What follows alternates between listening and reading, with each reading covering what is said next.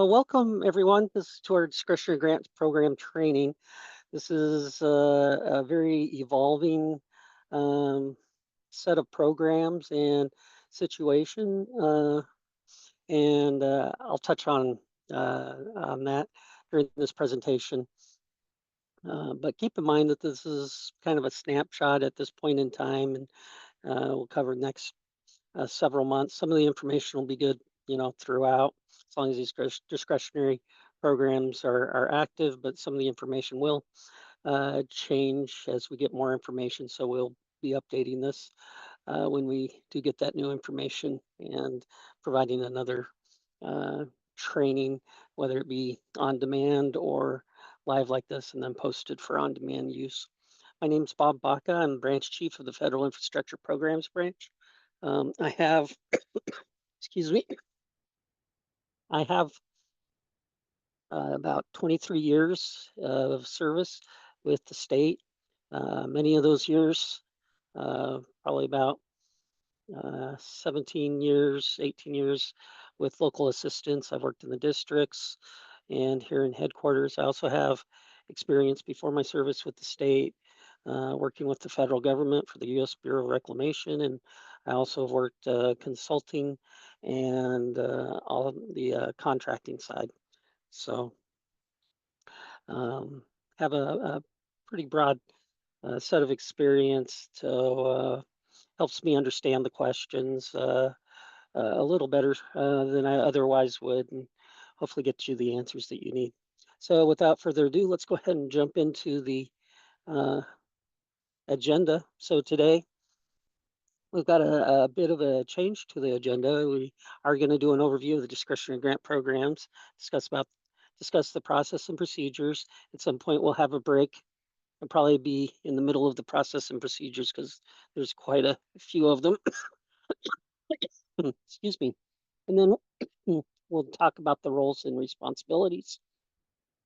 And then in place of actually having FHWA present, because everything's so up in the air, we will talk about the executive order 14154 President Trump signed and how that impacts the agencies and these programs. And we do have Peter Pangilian here from FHWA. He'll be sitting in, correcting me if I misspeak or have some information that needs to be updated. And he's available for questions.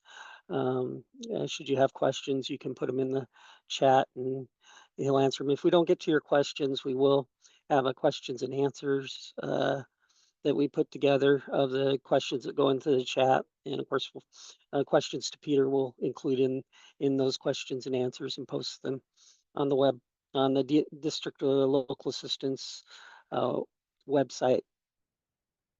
All right, without further ado, let's go ahead and start by jumping into the overview of the discretionary grant programs.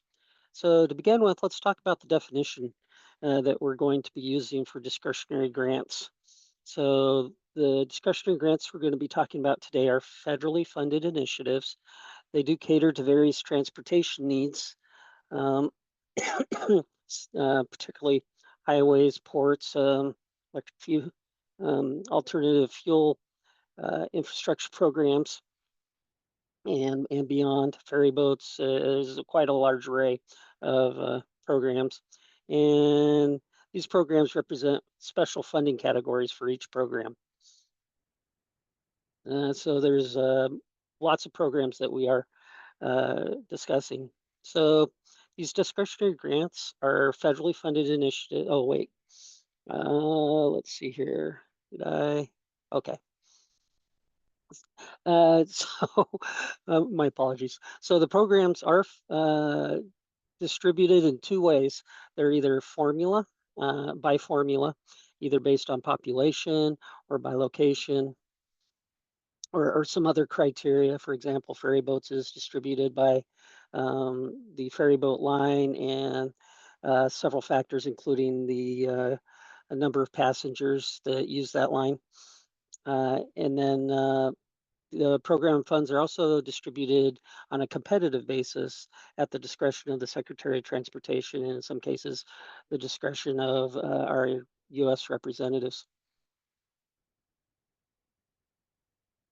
Okay, so IJA created many new programs. IJA's the Transportation Act, which I'll be getting to fairly soon. And I'll talk about that in just a moment. But this Transportation Act that was passed in um, 2021, I believe, did create a lot of new programs. And each of these new federal grant programs have their own eligibility criteria, um, selection criteria for projects that get the funding, and reporting requirements. So remember, reporting requirements are included in a lot of these programs and are a vital part of the programs and requirement for receiving the federal funds. The programs are also, these criteria and requirements are established by law, regulation. It was a Transportation Act that passed, and then the local agencies had to come up with regulation or ways that the funding to was going to be distributed in complying with what was required in the law, and then guidelines to use in place processes if we could, or develop processes to administer the funds out and assure that the oversight was adequate. Okay, so getting back to IJA, and that's the name that we affectionately call Infrastructure Investment and Jobs Act. So this act was passed by the Congress and Senate, and Biden signed it into law. And it covers 2022 through 2026 federal fiscal years, and provides discretionary grant funding for infrastructure, transportation projects, broadband and utilities.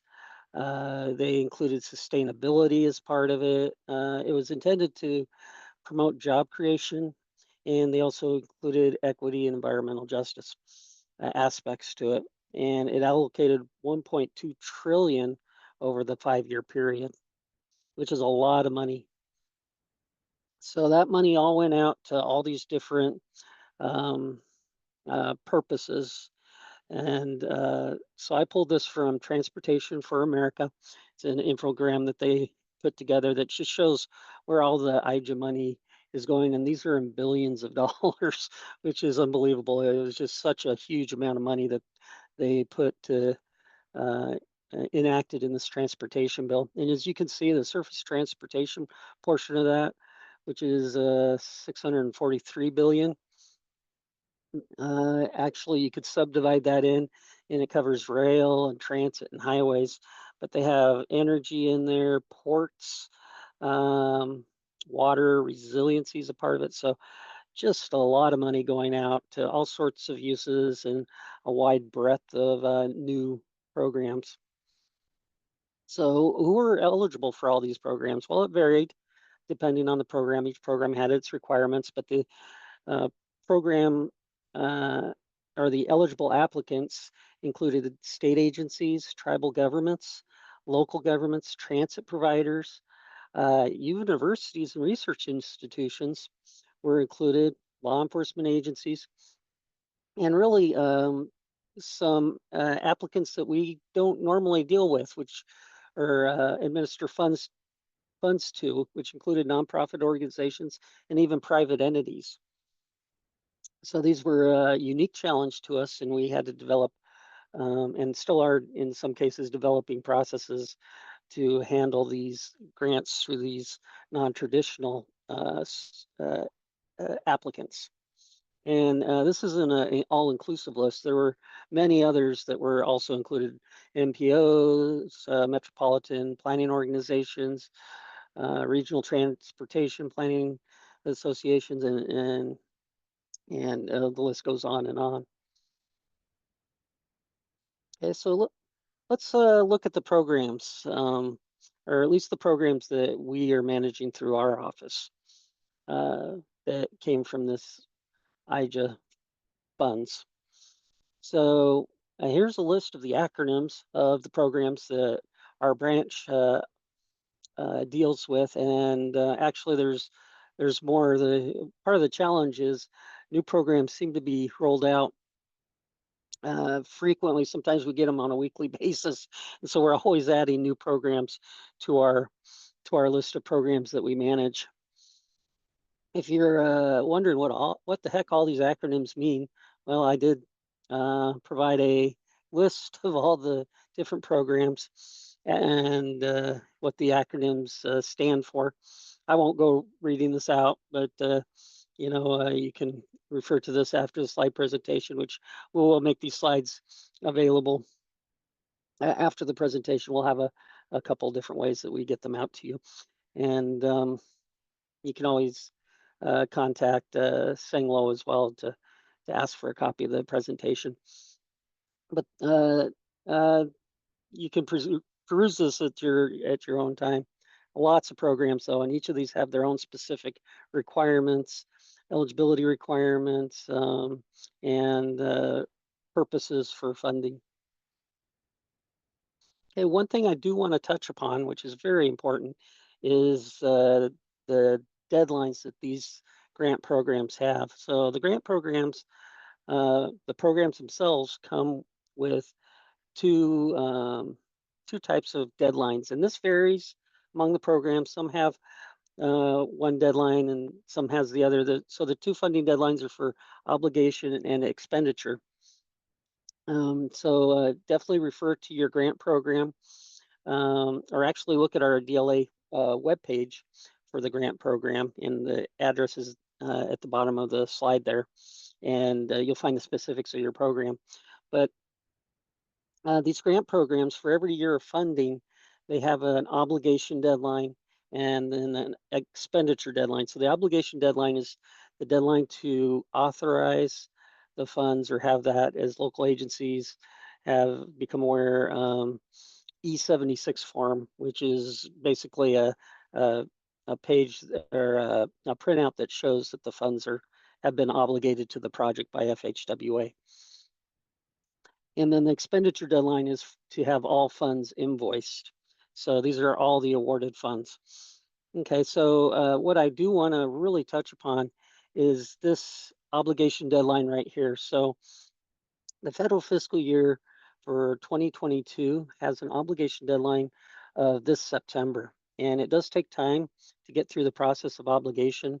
The projects generally have to be uh, uh, in the FTIP and the Federal Transportation Improvement Plan, and that's a process to get it into that statewide plan, and then they have to go through getting the authorization. So, and then if there's multiple phases that are going to use this amount of funding, you got to make sure all those phases are obligated to, if they're from the fiscal year 2022, to be able to meet that obligation deadline. If this obligation or expenditure deadline are missed, the funds that are not obligated or not expended by these deadlines gets rescinded and goes back to the federal government. So this was written into the law. So although these are discretionary grant programs, the funds do get automatically rescinded. So in the past, discretionary grants, the funds would kind of hang around for until they got rescinded by Congress. But Congress was proactive in the creation of these programs and created automatic dates in which the funds get rescinded, which are these deadlines.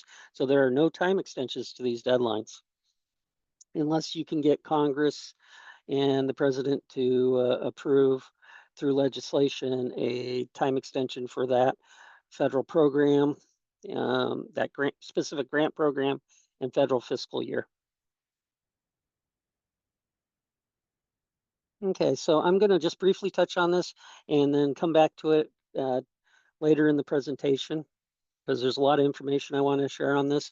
But on January 20th or thereabouts, President Trump signed Executive Order 14154, Unleashing American Energy, which, excuse me, had a 90-day pause or mandated a 90-day pause on these federal funding discretionary grant programs.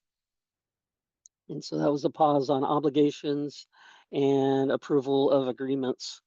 And the pause was intended to give the new administration time to review the programs and make sure they aligned with administration priorities and regulations. So the impacts definitely impact, or the executive order definitely impacts the competitive portion of our discretionary grant programs. And I'll go into that a little later to tell you which programs those are, at least of the ones that we manage. And these are resulting in delays to getting approved project agreements and also getting the funds obligated. We hope that this freeze will be lifted in 90 days, but it could be extended. So we'll find out more, as we get closer to that deadline. And I will talk more about this later in the program or in the presentation. Okay, so once again, let's touch upon the program applicant eligibility.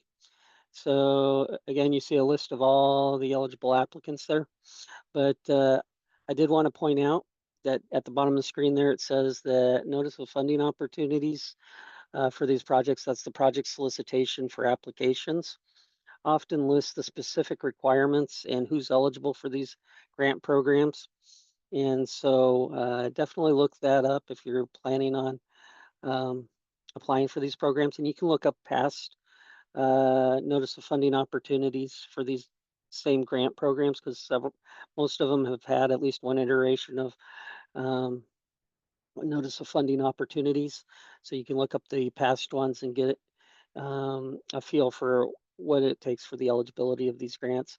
And those NOFOs are available on the federal website, grants.gov. Okay, so let's talk about program management. So each discretionary grant program does have a federal program manager that manages the program. And this federal program manager does it on behalf of the US DOT. They develop and maintain the program guidance, the procedures, terms and conditions. They put together the project-specific recipient agreement and develop a template for awardees to use. They solicit for projects through grants.gov and go through and rank the projects and give awards. They approve project scope, schedule, and cost changes. When a project has a change to scope, schedule, cost, and needs to be revised, they're the ones that do the approval.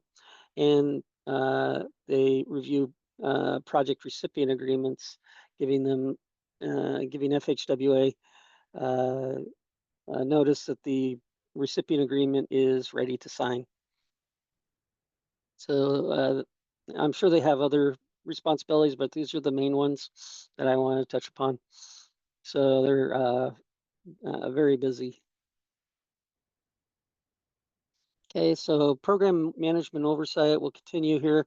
And so the initial federal project management for these grants, well, for the funding as well, was assigned to agencies by legislation in most cases.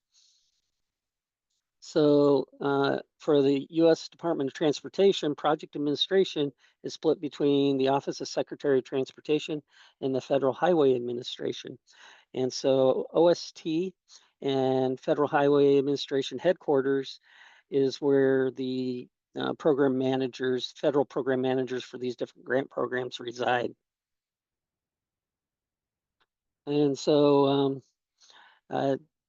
even though the funding and projects may be assigned to different agencies, sometimes it makes more sense for another federal agency to administer the project. And so in some cases, the federal program manager will automatically transfer a project to another federal agency. Example of this would be like um, a project that's uh, primarily a port type of project, or a rail project that would make more sense for the Federal Railroad Administration to administer, so they might transfer it over to them.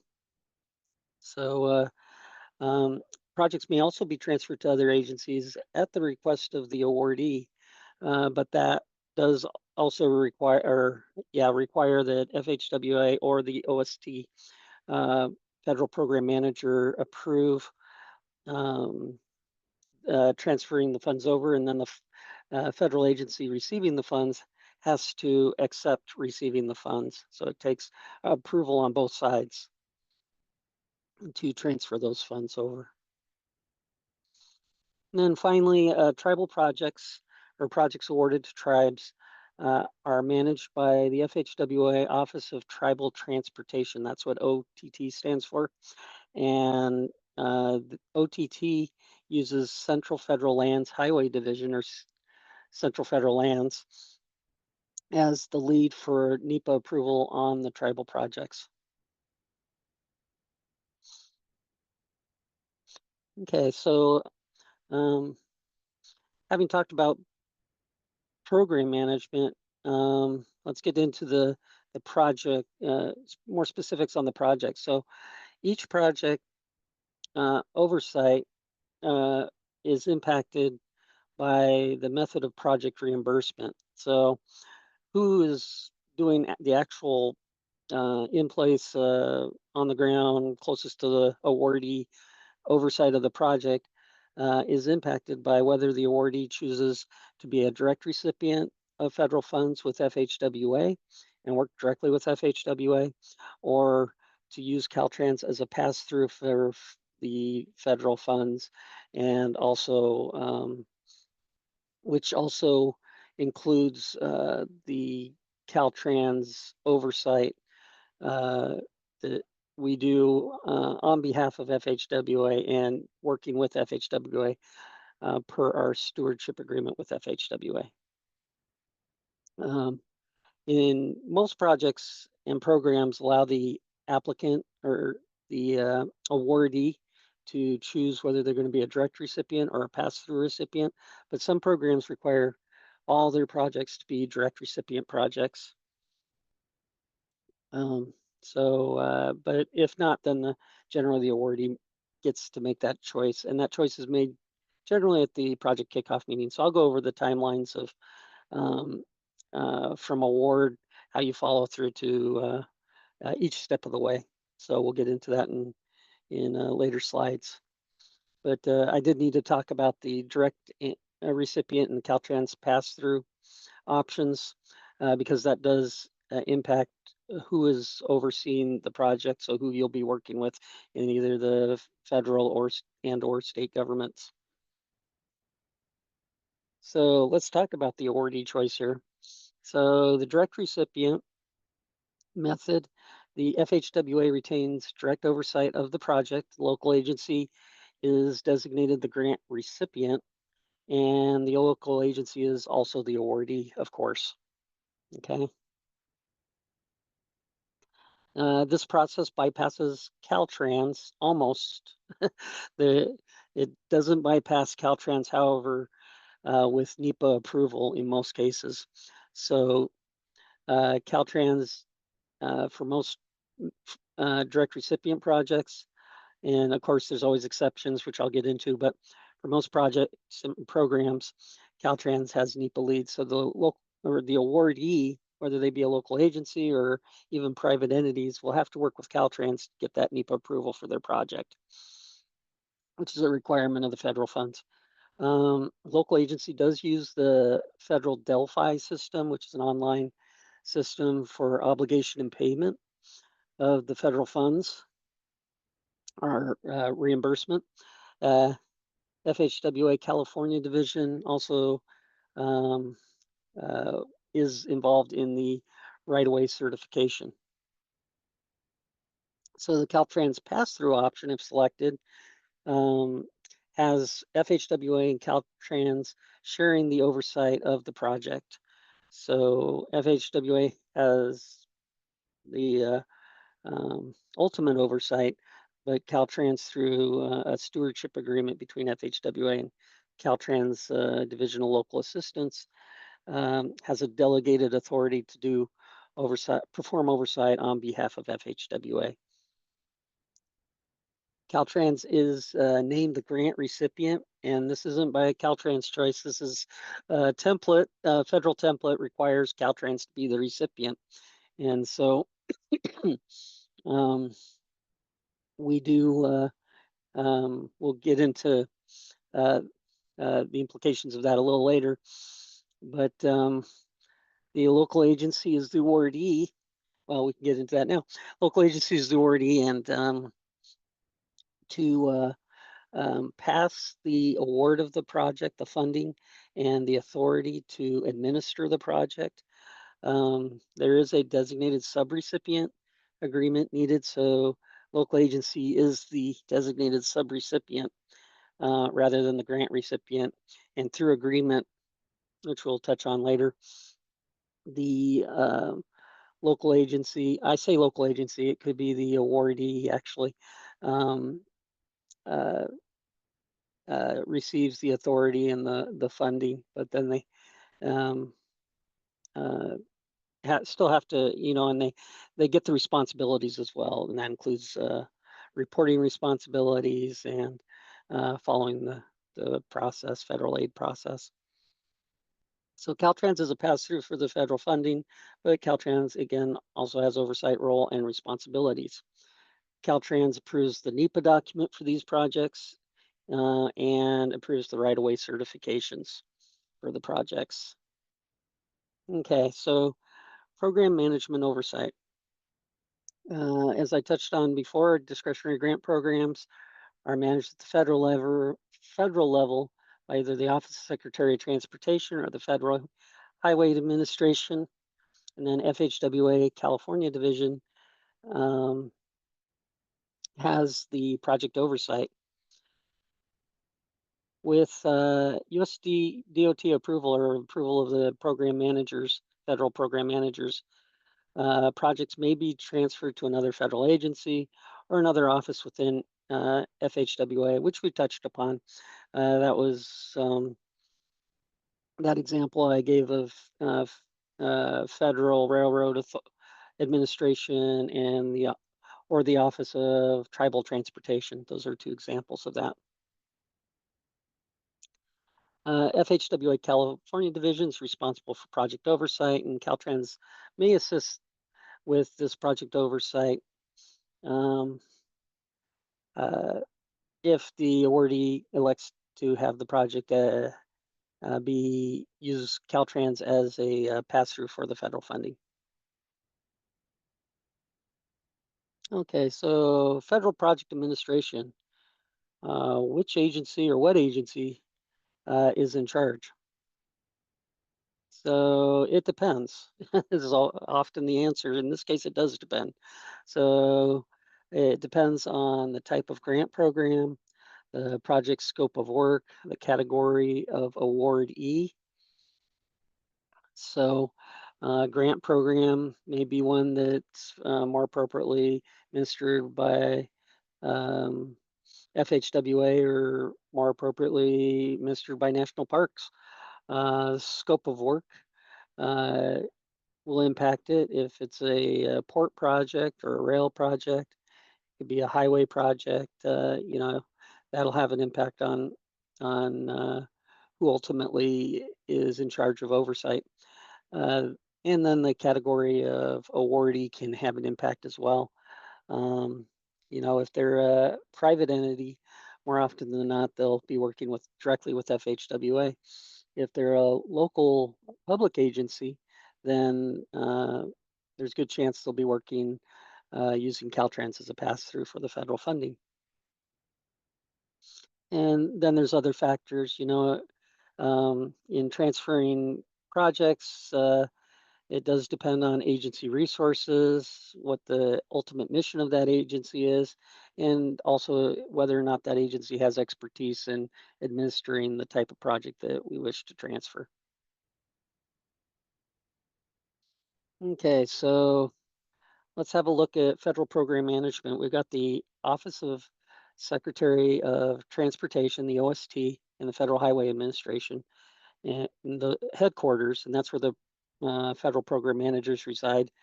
And they pass word and work directly with FHWA California Division.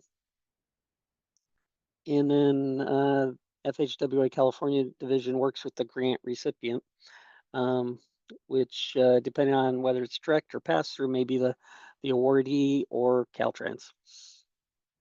And so it's important to note that Office of Secretary of Transportation, FHWA, headquarters have different programs, and I made a list of the programs on the two sides of the slide there so you can see which programs are administered by which agency. And bridge invest or improvement program, or I'm sorry, bridge infrastructure program does have split management between OST and FHWA, depending on what category the bridge is coming in for. So it's important to know, why would you care which federal program manager has the program? Well, it could impact the project. Office of Secretary of Transportation often has longer review times. And if you are looking to transfer the award of a project to another entity to administer the project or adjust the scope, it could be much more difficult. Um, FHWA, on the other hand, does tend to have a faster review. They tend to be more responsive, and they're often available to assist with project issues that come up. Okay, let's see here. Okay, so I'll go ahead and just use the acronyms here. OST and FHWA on program management often will transfer projects over to, for example, the Federal Maritime Administration or Federal Railroad Administration. And then those federal agencies will administer the project directly to the grant recipient, which is generally the awardee. One example of this is the Humboldt Bay offshore wind turbine devices, the MVP. And so this project is a $426.7 million project. It's an infra project that was awarded in the 2023-24 federal fiscal year solicitation for projects, and MVP stands for minimum variable port. It was awarded to the Humboldt Bay Harbor Recreation and Conservation District, and it was transferred for administration over to the MARAD, or the Maritime Administrator, or let me look at that again. Federal Maritime Administration will be administering this project here. Okay, so let's talk about program management when it comes to FTA transfers. So on a lower level at the FHWA California Division, we can do FTA transfers of federal projects. And in most cases, we transfer projects to the Federal Transit Administration or Central Federal Lands Highway Division. And then they can administer the project on behalf of or do oversight for the project for the grant recipient.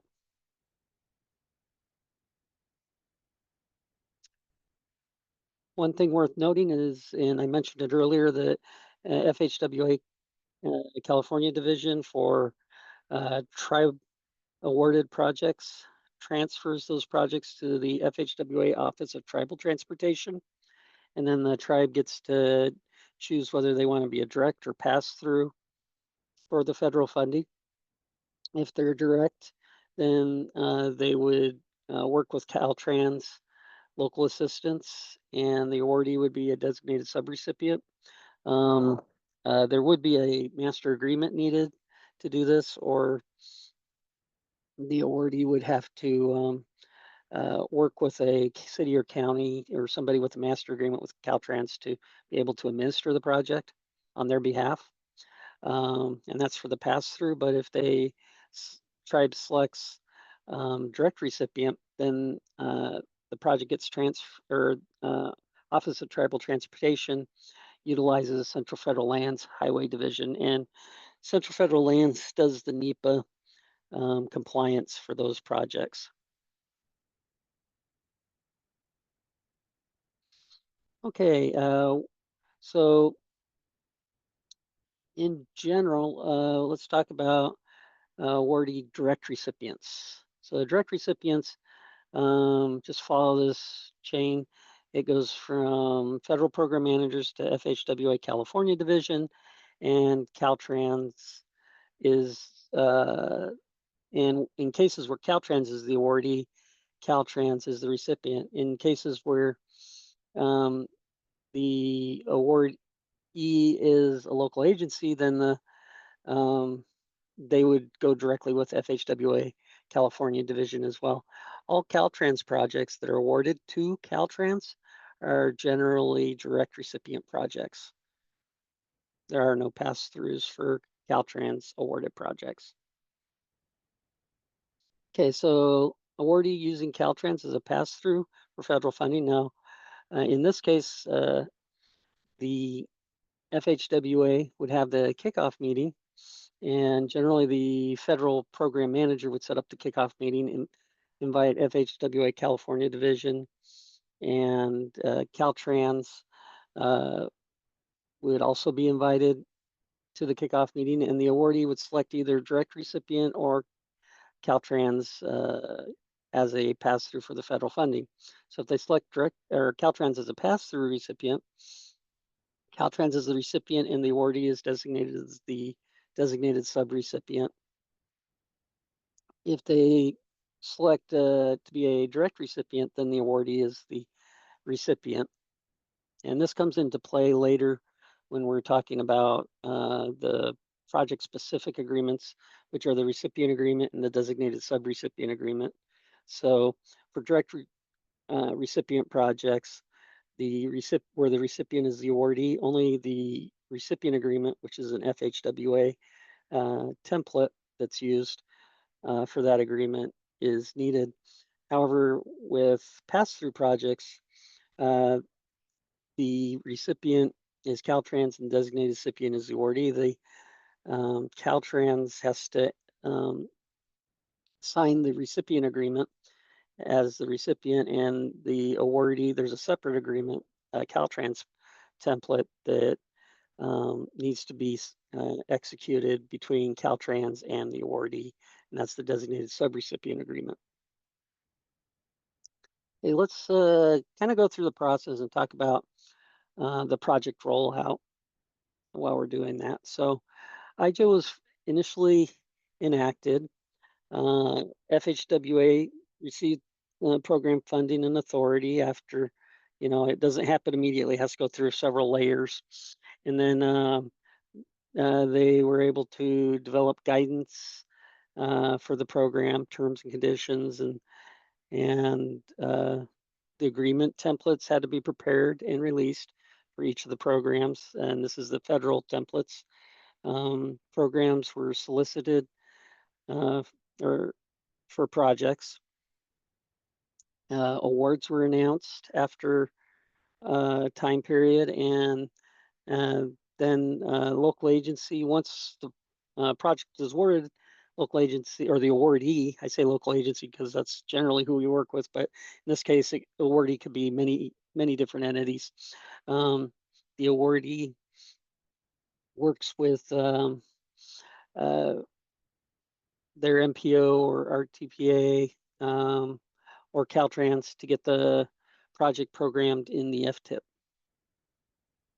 There's generally a award cycle or for the kickoff meeting.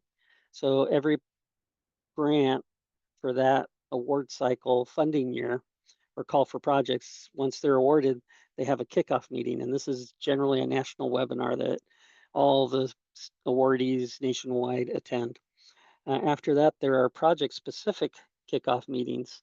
So these project kickoff meetings are also webinar, and the program managers attend and meet with the individual awardees. And generally, FHWA California division should be there.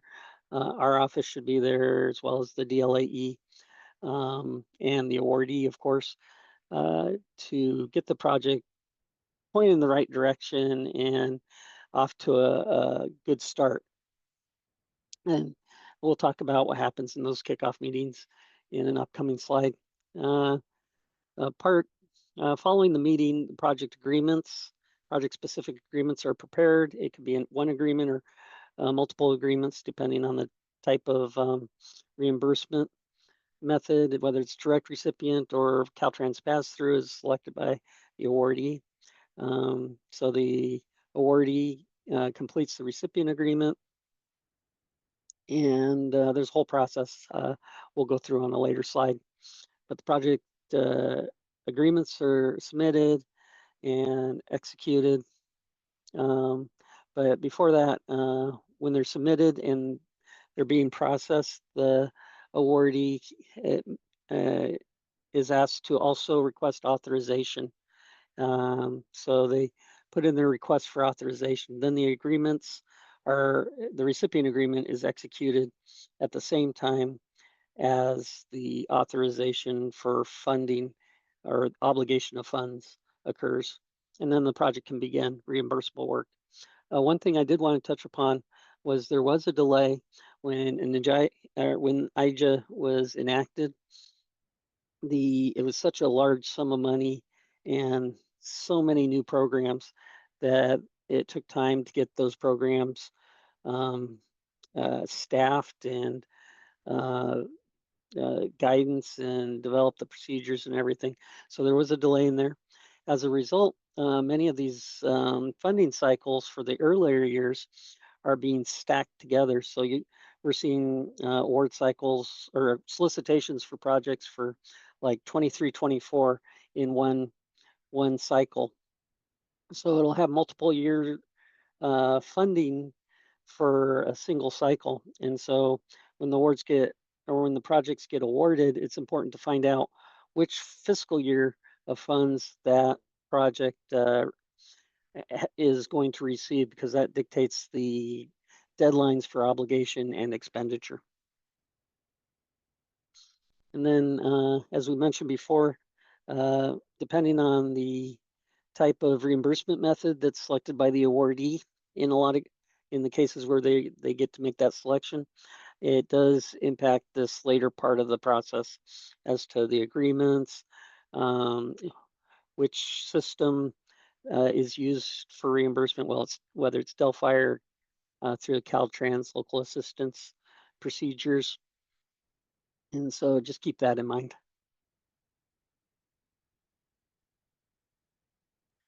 Okay, so let's talk about process and procedures. Excuse me. So solicitation, award, and kickoff meetings. So here we go. We're going to get into the details now. So initial project selection and kickoff. So FHWA issues the notice of funding opportunity. Local agency applies for the funding, going from left to right. FHWA reviews the project. FHWA selects projects. FHWA awards the project, and then the federal program manager, whether it be FHWA or OST, there's a national webinar, and that we get notice generally through FHWA California division on that. And the awardees will get that notice as well, of course. And then FHWA project specific webinar occurs, and that's a meeting with the awardee, the federal program manager, FHWA California division in Caltrans. to get the project started off on the right foot. We'll talk about details of that in just a minute. There's a lot of slides, so I further broke it out to FHWA notices or issues the NOFO, local agency submits the application, FHWA awards the project, and then the grant kickoff meeting is had. And that makes it a real nice, easy 4 slides. But I did want to touch on kind of the process behind that because there are more steps that ultimately are summarized here. Okay, so discretionary grant kickoff meetings. Okay, after each award cycle project announcement, there are these discretionary grant kickoff meetings, the national webinar and the project specific webinars. They're initiated by the federal program managers at OST or FHWA headquarters. They do invite the awardee to the meetings and should invite California division, and then also Caltrans should be included in that. Okay, and so I just wanted to highlight that there's 2 meetings per award cycle. So that's generally the process. So the national award cycle kickoff meeting set up by the federal program manager. They do record it, so it's available on demand, typically given with every award cycle, as we just saw. And then it does highlight the procedures and requirements specific to that award cycle. So deadlines will be different. Reporting requirements may change. Performance measures may change. There are specific program requirements that may change. The template often changes between cycles. There is a term and conditions and exhibits. Terms and conditions, well, they're both important. Terms and conditions spell out the specific reporting requirements and such, and that often changes. So just keep that in mind. So the project specific kickoff meeting, this is also initiated by the federal program manager. He contacts the awardee or she and should include FHWA, Caltrans, and of course the DLAE at Caltrans in our office, program coordinator. The purpose is to get, there's a couple outcomes that do need to come from this meeting. One is the selection of direct or pass-through for federal reimbursement by the awardee. We do discuss the recipient agreement template and local agency, or I say local agency, the awardee, whether it be local agency or some other entity, does have to complete the recipient agreement. It's the part that needs to be completed is project specific information. And they're really the best ones to fill that in, and includes changes the project may have had since application. And then there's a designated subrecipient agreement that may be needed if they select Caltrans as a pass-through that is discussed. We talk about the approval of these agreements, that process, as well as obligation of the funds, and generally the process to get through to completion. We touch on the obligation and expenditure deadlines, the process for NEPA approval and right-of-way certification, and exchange contact information, including who to go to for the NEPA and right-of-way. So it's a very important meeting. Who should attend the project kickoff meeting? Well, we've got a table here. So where the grant is awardee is some other entity than Caltrans, and the administering agency or the agency or the entity that will be administering the project is also the awardee.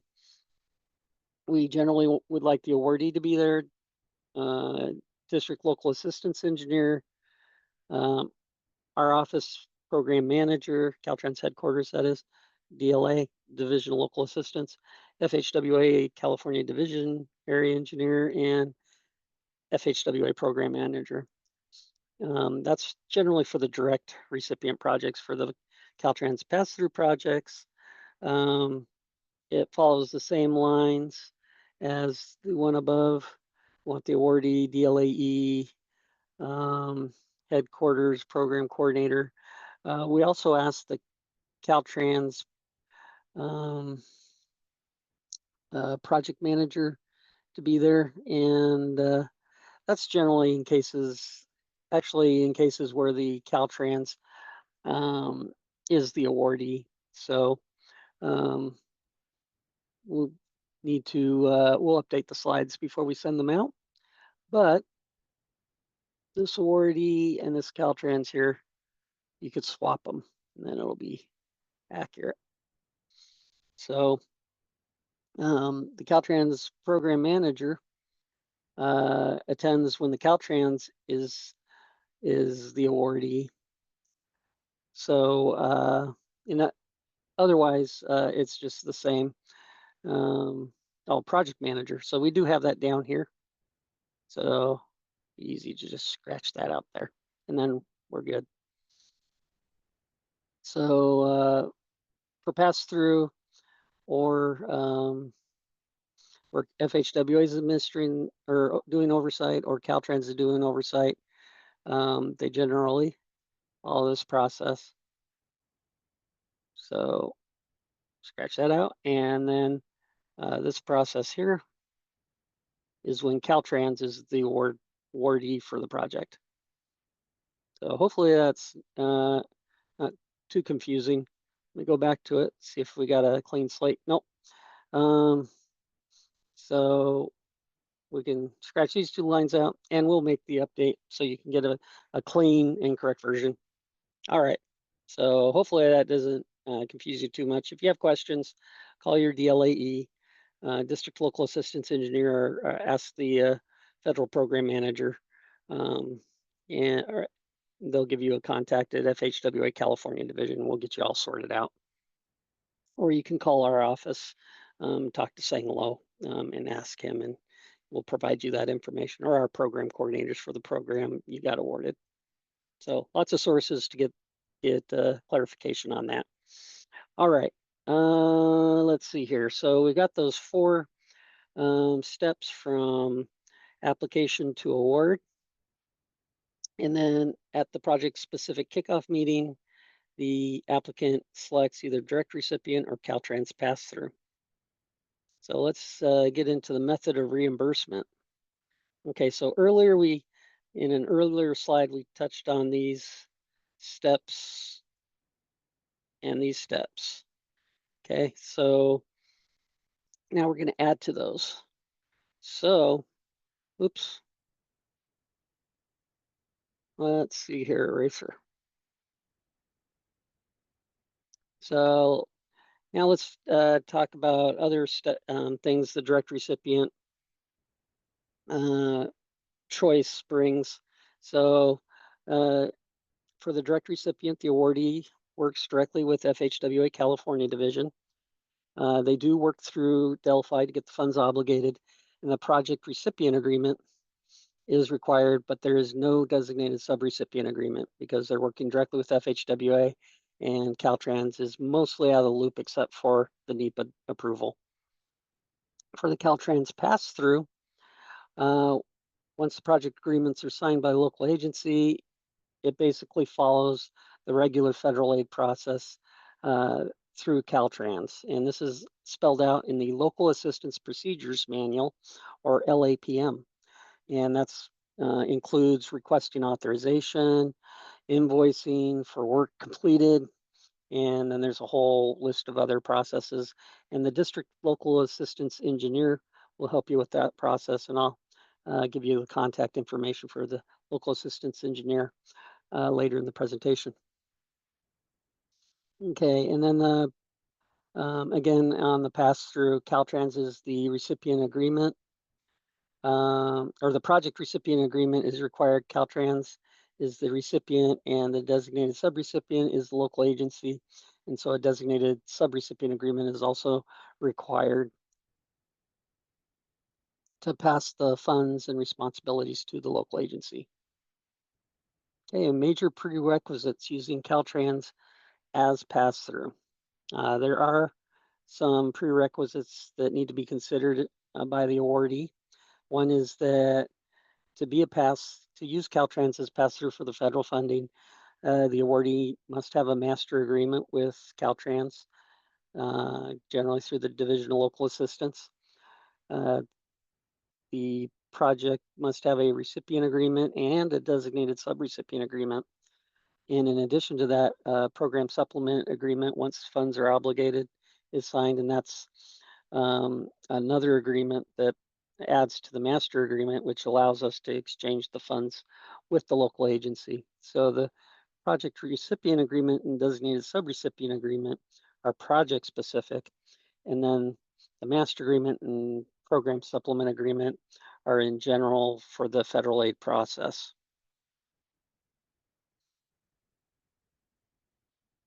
Okay, it does require familiarity by the awardee with the federal aid process and may require additional training or DLAE assistance. And they do have a staff, so generally you can contact them and get information. If they don't have the answers, they reach out to us, and we definitely can help dig up the answers if it's always so. It does also require plans and certifications, which include, but aren't limited to, Disadvantaged Business Enterprises Plan, American Disability Act Plan. And then for private and nonprofit entities, which I think of as more of our non-traditional awardees, we still would need to develop procedures to administer these projects to those entities. We're not really, local assistance isn't really set up to administer projects to private entities and nonprofits, so we would have to develop these. And there may be some legal questions to answer, and as we get those procedures set up. So yeah, we're just not set up to give federal funding to public entities, and so it would take time, I think, is what you can take away from this, for the private and nonprofit and other non-traditional entities. Okay, so a question may come up: what if the awardee is not eligible for using Caltrans as a pass-through? So the awardee may partner with another local agency that has met the prerequisite criteria. The eligible agency that they're partner with is got to have a master agreement with Caltrans. They must agree to administer the project. We can't coerce them. They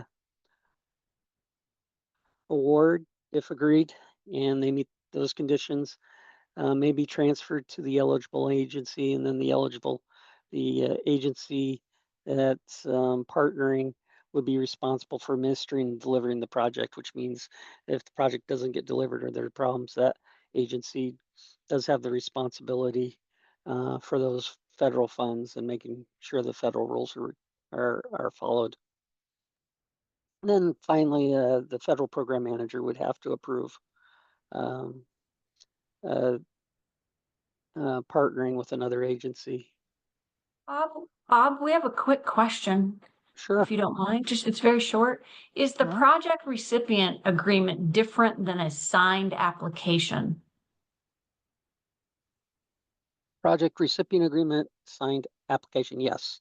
So the recipient agreement is an actual contract that holds the recipient to abide by the terms and conditions and the exhibits for the grant program associated with that cycle of funding.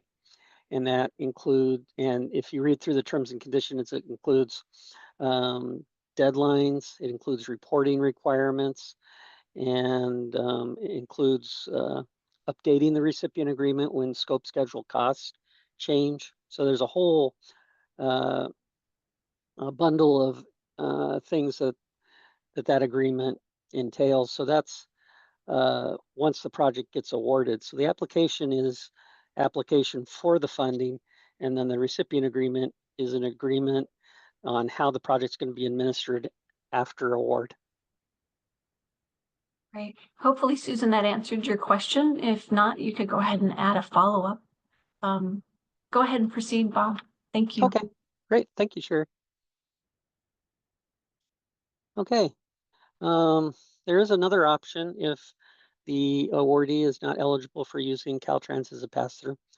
The awardee may request that the project oversight and administration of the project be transferred to another federal agency that has met the requirements. So these agencies include, but aren't limited to, Federal Lands Highway Division. In our case, that's Central Federal Lands Highway Division, FTA or Federal Transit Administration, Maritime Administration, Railroad Administration, Federal Railroad Administration are two other agencies that have received projects that have been transferred. And then in case of tribes, Bureau of Indian Affairs, and then National Park Service is another one that we have transferred projects over to in the past. Okay, so project recipient agreement. So prerequisites for direct recipients. So project recipient agreement is required for direct recipient projects, and this agreement for direct recipients is between FHWA and the awardee and does not include Caltrans. So Caltrans is out of the loop. It outlines the project requirements and deadlines. No designated subrecipient agreement is needed because Caltrans is not the recipient of the funds. The awardee must use the Delphi system. So they've got to use it to get funding obligation and to invoice for work completed. As a result, they do have to have staff that are trained in using Delphi. And there is training available, I believe. And so reach out if your staff needs training on Delphi. If you wish to be a direct recipient, we can talk about that in the kickoff meetings, or you can reach out separately and we'll get you hooked up or get you links to that information or contacts. And then finally, NEPA and right-of-way are required because they're federal funds if it's a construction project. NEPA has to be approved before right-of-way and construction obligation. And in most cases, and again, this depends, but in most cases, Caltrans is the lead for the NEPA approval. So Caltrans would be the agency that would have to approve NEPA, and that would be Caltrans' only involvement with the project. They would work directly with the awardee, whether they be a private entity or a local agency or whoever they may be. On the right-of-way certification, right-of-way would have to be certified before construction could be obligated, and FHWA California Division would approve the right-of-way certification. They have an office of very good staff who would be able to do that, or that would do that. Okay, so did want to talk about prerequisites for the NEPA and right-of-way. So direct recipient projects, Caltrans approves the NEPA document for most of those projects, local agency or awardee. In most cases, would work directly with the district local assistance engineer and their staff to get that document approved. Private entities and nonprofits actually would work with Caltrans, but rather than the district, they would work with Caltrans headquarters, environmental compliance office, which is within the Division of Local Assistance or Caltrans Division of Local Assistance headquarters. And they would be the ones that would approve the NEPA and work with the private and nonprofit entities, get that approved. Yay. So FHWA California Division certifies the right-of-way. And there are exceptions, as I mentioned. So some of the exceptions when grant funds are transferred to another federal agency or division, and the other federal agency or division would be administering or taking care of the NEPA and right-of-way certification for tribe awarded projects. They are administered by Office of Tribal Transportation, or OTT, and the environmental lead for that is Central Federal Lands Highway Division. And then you would talk to OTT to find out who would be taking the lead, whether it's Central Federal Lands be taking the lead, or FHWA California Division for the right-of-way certification. Projects transferred at the federal program manager level, as we talked about before, would be an exception, and examples of those are like the Maritime Department or Bureau and the Federal Transit, or I'm sorry, the Federal Railroad Authority. Projects transferred FHWA California Division level would be by request and could include FTA, National Park Service, or Central Federal Lands Highway Division. And Office of Tribal Transportation, I think it's transferred at the federal program manager level, though it may be transferred at the lower level if it's not transferred earlier. Okay, so let me take a peek at where we're at here. Let's talk about project-specific agreements. Okay, so we have two agreements for discretionary grants. The recipient agreement required for all projects. It's an FHWA boilerplate, and currently there are two versions of this boilerplate: a direct recipient version, and then there's a Caltrans pass-through agreement. Actually, it's a DOT pass-through, but our DOT is Caltrans, so I just say Caltrans. Okay, so on the direct recipient agreement boilerplate, the awardee would work directly with FHWA. On the Caltrans pass-through, the two primary parties would be Caltrans and FHWA, and it may, at least in the past, it's included the local agency has a signer, or a signatory, but I believe there is a move to limit it now just to Caltrans and FHWA. However, for pass-through, we do have the designated subrecipient agreement to pass the award and authority over to the awardee, and it is required. It's a Caltrans template that we put together, and it's based on the terms and conditions and is specific to each project.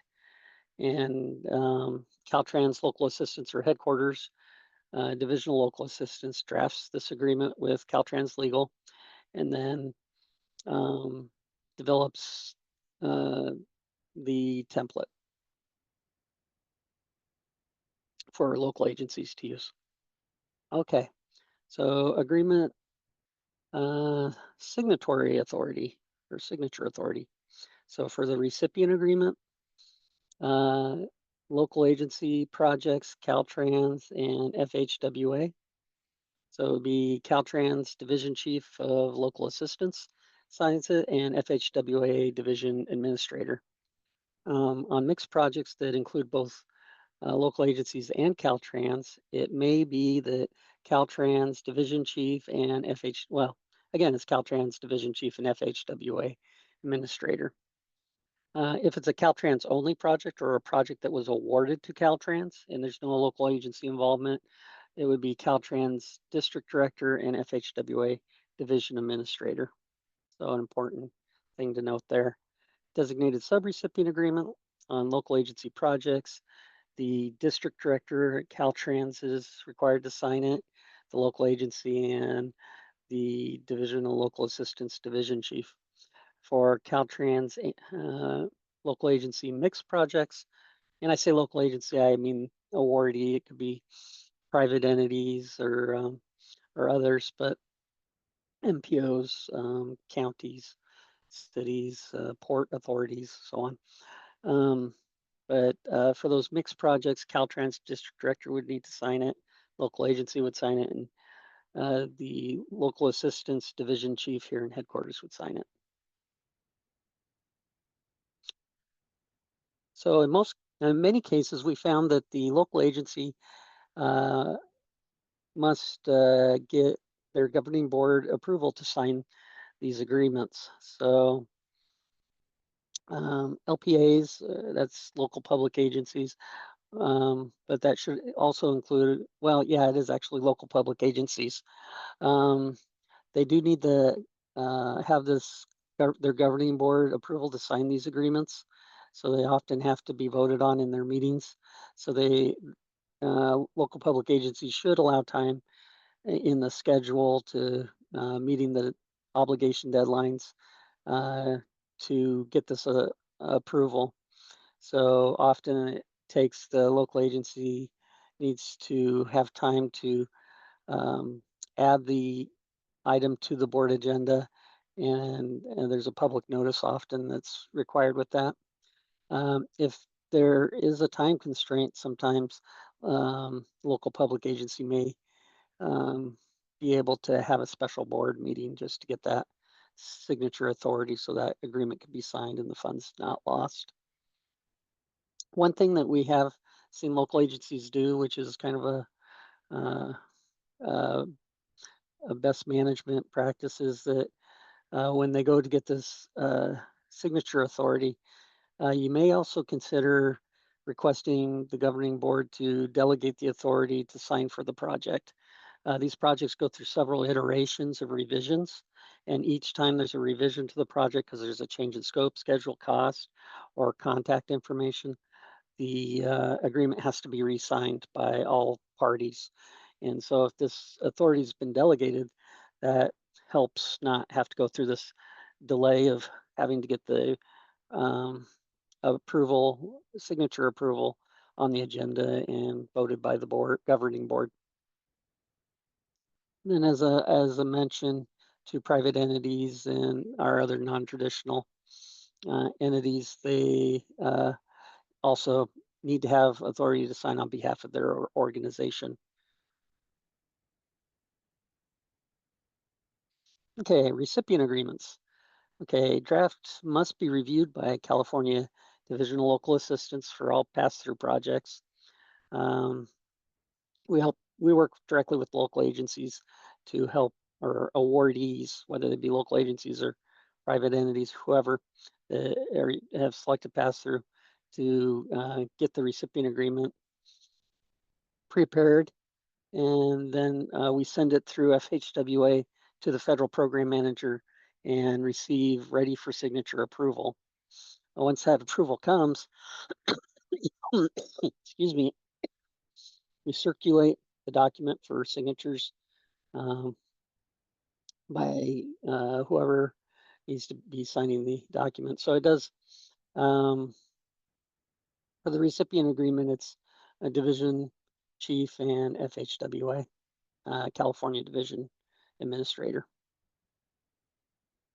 And this is just a little note saying that last bullet, that the recipient agreement and the designated subrecipient agreement may be circulated either together or separately.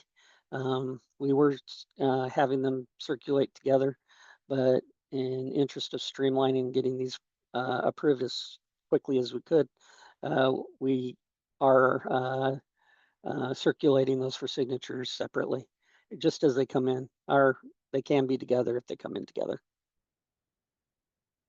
So DLAE is responsible for coordinating the agreement signature process in the district to get the district director's signature. And in some cases, we rely on the DLA to help with the local agency signature. So that's upon request. So Caltrans does lead and coordinate the agreement signature process in headquarters. So our office actually does the signature coordination for the division chief, and once it's signed by the division chief, we send the recipient agreement over to FHWA for their execution of the agreement. And FHWA executes the agreement with the first obligation of funding. So it's important to have that request for authorization, get that submitted as soon as the awardee has awarded the or has signed the recipient agreement, to get that request for authorization in or processed. And then once its recipient agreement is executed, it gets returned by FHWA California Division. Okay, recipient agreement is required for all competitive discretionary grant projects.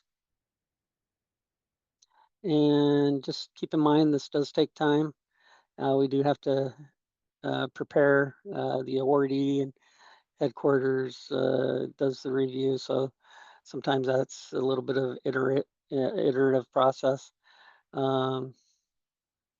Getting the federal program manager's confirmation that it's ready to sign does take time. So make sure that you allow time for that process to get the governing board's approval to sign the document also takes time. And then time to actually secure the signatures. So be sure to build in the time needed into your schedule for these activities. Designated subrecipient grant agreement draft is reviewed by our office. We generally work with directly with the local agency or the awardee to get the signature block correct. Every agency seems to have a little bit of different variation on what they need to have in the signature block. So we make sure that happens as needed. Once it's signed, it's circulated for signatures, and as I mentioned, may go with the recipient agreement or may not. DLAE, again, is responsible for acquiring the district director's signature. Caltrans headquarters leads and coordinates the agreement signature process here in the Division of Local Assistance, and that's where the agreement gets executed. And then we generally return the executed designated subrecipient agreement once the recipient agreement is executed. So once the funds are obligated, recipient agreement is executed, we'll send out the executed designated subrecipient agreement with that. Now, these agreements, as I mentioned or touched upon earlier, do need revisions from time to time. So recipient agreement is required to be revised and re-signed by all the signatories when there's a change to the project scope, the project schedule, the project costs, or the project contacts. And this is specified in the project recipient agreement itself, and actually the designated subrecipient agreement as well. So there is a timeline or a deadline to report changes, and there's also a tolerance for this cost. If the costs change by a certain amount, then it needs to be reported in the agreement updated. So keep those in mind. And again, this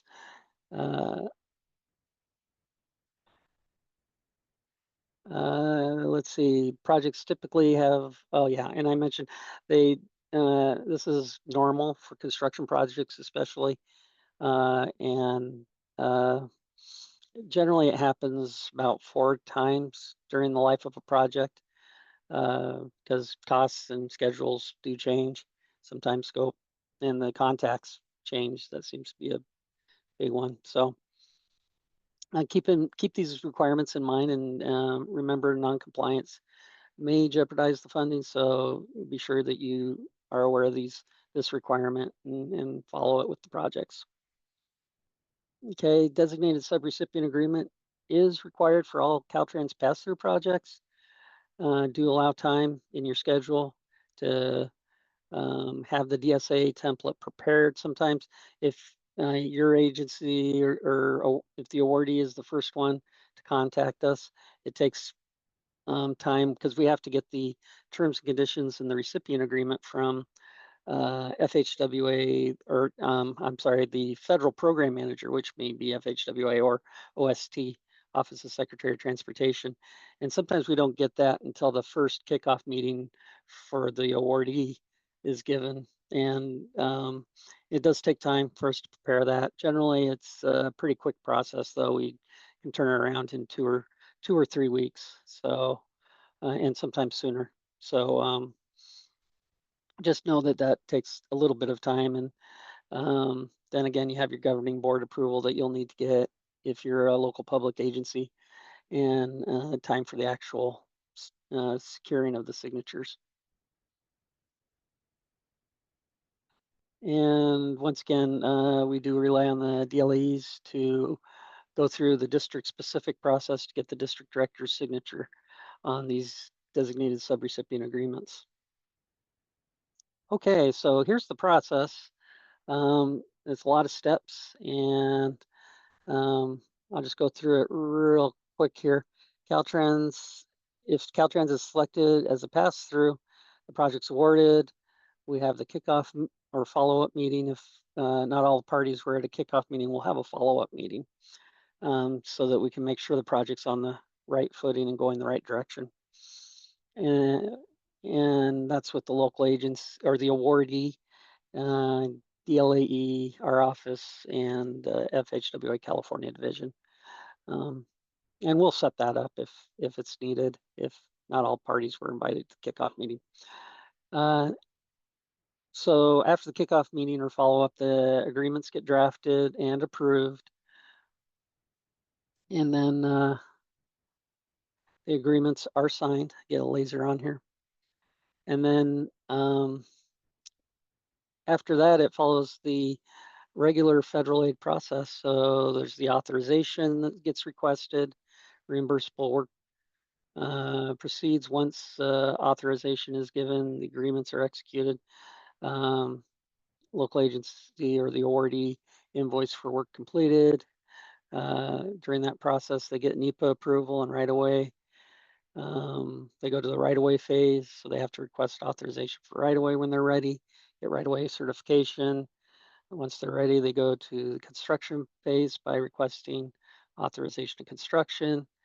Of course, they have their advertised bid opening, construction, award, complete construction, project closeout, final invoice, and then be sure to keep those files for the prescribed time, whether it's 5 or 7 years or whatever it happens to be, the requirement. So if auditors come and want to look at the files, you have them.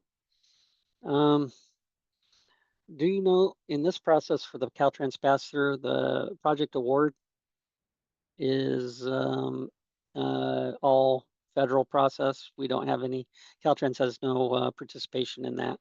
We're not included in that process. And then this process, keep in mind also, there may be agreement revisions, and be sure to invoice Caltrans a minimum of once every 6 months. Okay, for direct recipient, it's the same process. However, Caltrans participation, there's a kickoff follow-up meeting. We participate in that. And then generally the NEPA approval. Okay. All the other steps are all federal processes. The awardee will work directly with FHWA California division and the federal program manager and follow their process through the Delphi system. And again, don't keep in mind that we don't have a box up here, but there may be agreement revisions throughout the process. And also the awardee still needs to or should invoice a minimum of once every 6 months to keep the project active. Okay, NEPA approval. Okay, so NEPA approval is required, particularly for projects with construction elements. This includes planning projects that have temporary or proof of concept construction elements in them. This is required prior to beginning final design or obtaining right-of-way authorization to proceed with right-of-way. FHWA may waive the NEPA requirement for planning only projects if there are no construction elements. So you can ask FHWA about that in the kickoff meeting. And then Caltrans does approve the NEPA or is NEPA lead for most of these discretionary grant projects, both direct and pass through. There are exceptions to that, which I'll talk about in just a second. However, Caltrans approves NEPA. It does apply to local public agencies, private entities, when they're the awardee, and nonprofit organizations, so on. The awardees are expected to work with Caltrans for NEPA approval, and this is actually spelled out in the terms and conditions, the recipient agreement and the designated subrecipient agreement.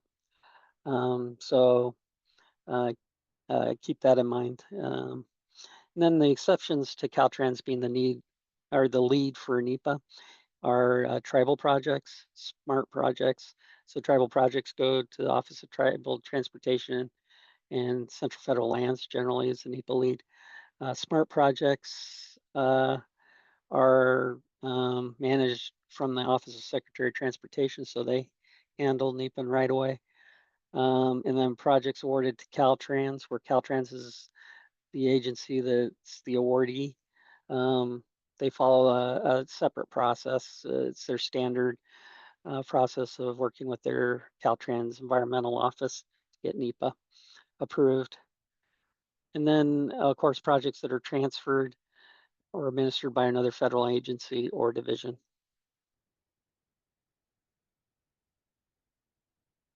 So I put this together. It's who approves the NEPA document, kind of a summary of the previous slide. And so I won't dwell on this, but we've got all the different, when the project's administered by, or the person actually, the awardee that's administering the project, the NEPA document's approved by, so you can look it up here on this table and get that information. And it's just a rehash of the previous slide. Right-of-way certification. So right-of-way certification for direct recipient projects.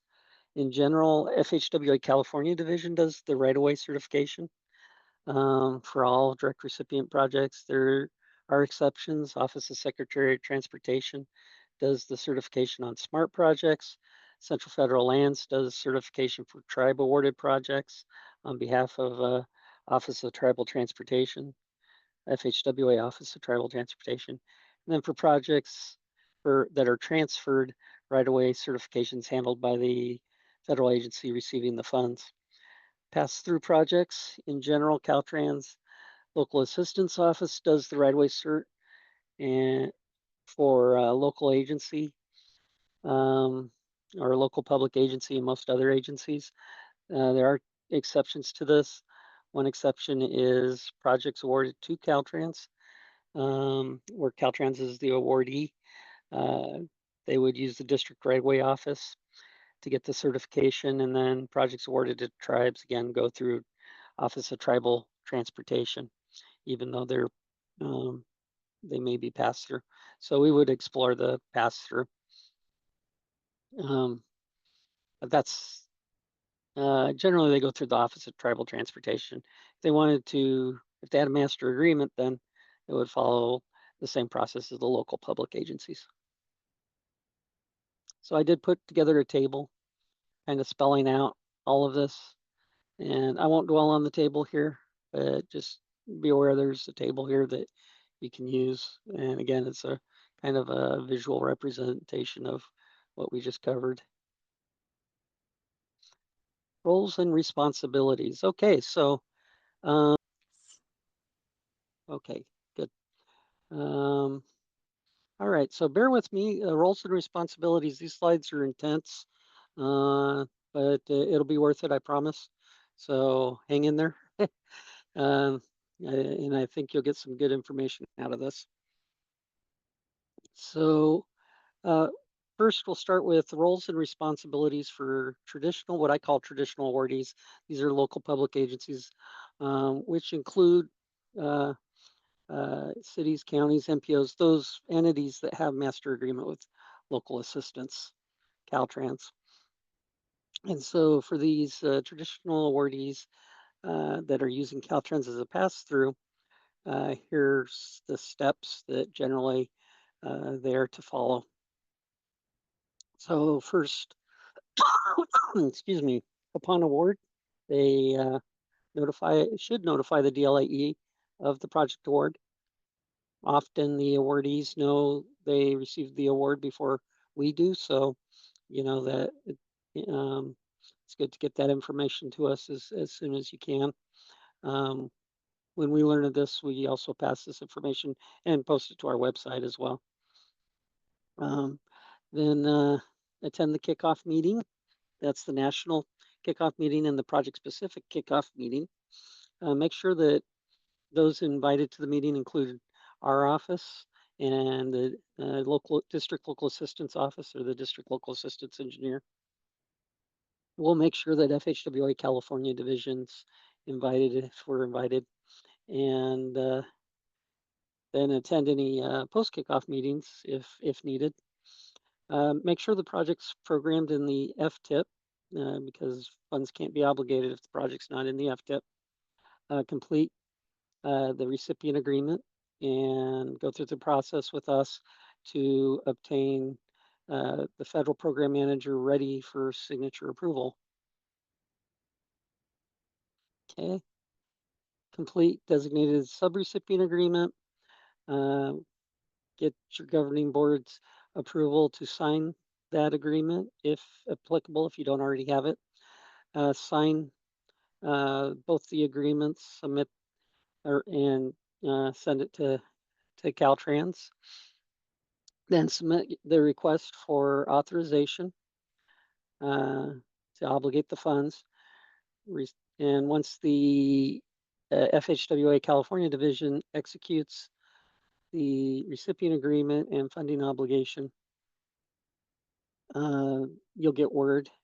Do stay connected with your DLAE, and that means to check up with the DLAE periodically if you haven't heard word. Right now, FHWA's agreements execution and obligations are paused, and so it's good to stay connected with the DLAE and make sure that when they're unpaused that they're still in the queue to go forward. So just keep that interaction. Then after that, it's following the federal aid process, which is to begin reimbursable work on the authorized phase, submit a progress report and other reports as required by the grant agreement. And of course, the federal aid process includes NEPA, right-of-way certification. Do make sure you obligate all the funds before that obligation deadline. And again, and that's also the expenditure deadline. And do check your grant agreement. It'll be in your designated subrecipient agreement as well. And you should be able to find it on our grant web pages, the deadlines that apply to your program or specifically your project. And then complete and close out the project when you're completed. You should invoice periodically, once every 6 months to keep your project active and once obligated, and then complete any post-project reporting requirements. Okay, continuing with traditional awardees, but this time as direct recipients, if they select the direct recipient option. And this includes city, counties, again, anyone with a master agreement with local assistance. So notify local assistance of the project award, attend the kickoff meetings. Of course, make sure Caltrans and we'll make sure FHWA are invited to those meetings, and the California division, and attend the kickoff or the post kickoff meetings if which we generally schedule if there wasn't if one of these critical participants wasn't involved in the kickoff meeting, so that we can all be sure to be on the same page. And we want the project to run smoothly as it can, and so the awardee can get through the process easier. Make sure the project's in the FTIP or FTIP or both actually, and complete recipient agreement. Get that ready for signature approval. Again, if applicable, get the governing board approval to sign the agreements. Then sign them, send them to, this time instead of Caltrans, you'll send them directly to FHWA. The awardee also works with FHWA to obligate the funds through their Delphi system, and that's how they get reimbursed for work completed as well. They will receive from FHWA division, California division, the executed recipient agreement and the obligation of funds confirmation. And then they begin work on their authorized days of work. Be sure to submit those invoices and get reimbursed on a regular basis. Keep that project active. And then keep up on the reports per the recipient agreement for the project. Most of these projects have reporting requirements, so make sure that you're aware of those and meet those deadlines. Very critical. Could jeopardize funding if you don't get those agreements in on time.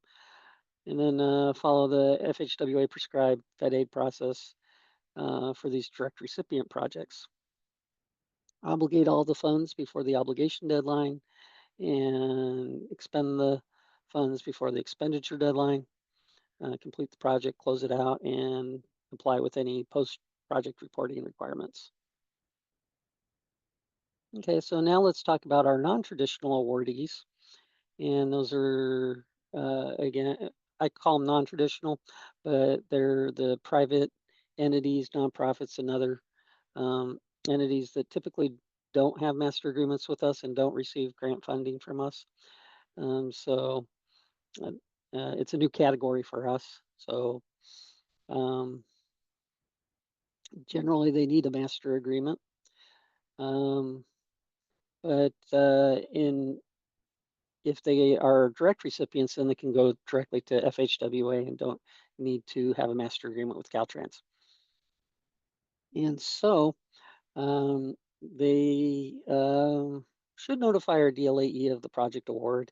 We do communicate with FHWA, and sometimes, information from the top comes down slowly. And again, the awardees often know before we do, so we pass that word on to FHWA and coordinate on these programs so that none of these grant projects fall through. Attend the kickoff meetings,